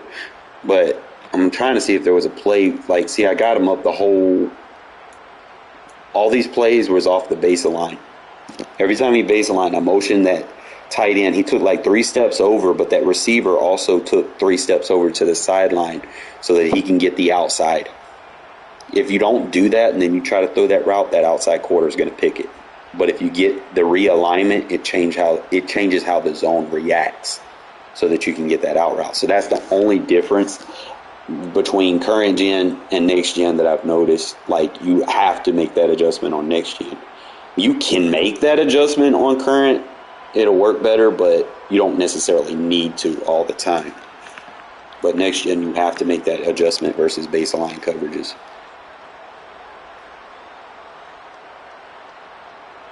But end of the game, obviously, it's the only time I would suggest running like 3-man deep. I put 2 quarters on the outside to stop the corner route. And that outside quarter adjustment is going to take those corners immediately.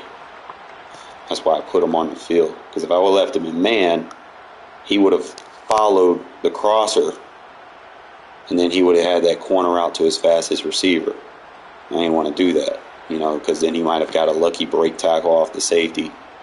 So we basically just bracketed that, took a chance. I probably could have put like a mid-read or something. Or I might start just manning that mid-read up with the outside trips receiver. And then user and the other outside third based off of what they do. Actually have a scheme with it instead of just call the play and then just cross your fingers like some people do. Because if you got someone fast enough, bro, 3-man deep can be beat. And don't forget that. Remember, I'm the one that created the 1-play touchdown for that shit. The dude was ranked and he fell victim to the shadow. Appreciate y'all tuning in. Y'all guys to do better at letting me know the clock. Okay, I'm not sure when I'm going to have a new TV, hopefully soon. But y'all got to do better at helping me out, because a couple of times today, I had enough time. I probably could have changed a few of my play calls because I would have had better situational play call, and I probably would have worked the sidelines or something, and I would have been able to score before halftime. Like, those drives, they mean a lot. Okay, so just something that y'all should probably key in on, try to help your boy out. But I'm gonna have to work all day tomorrow. So I'll probably be on tomorrow evening or something. Maybe, maybe not. I'll probably come home and go to sleep. I'm not sure because them 14-hour days are rough.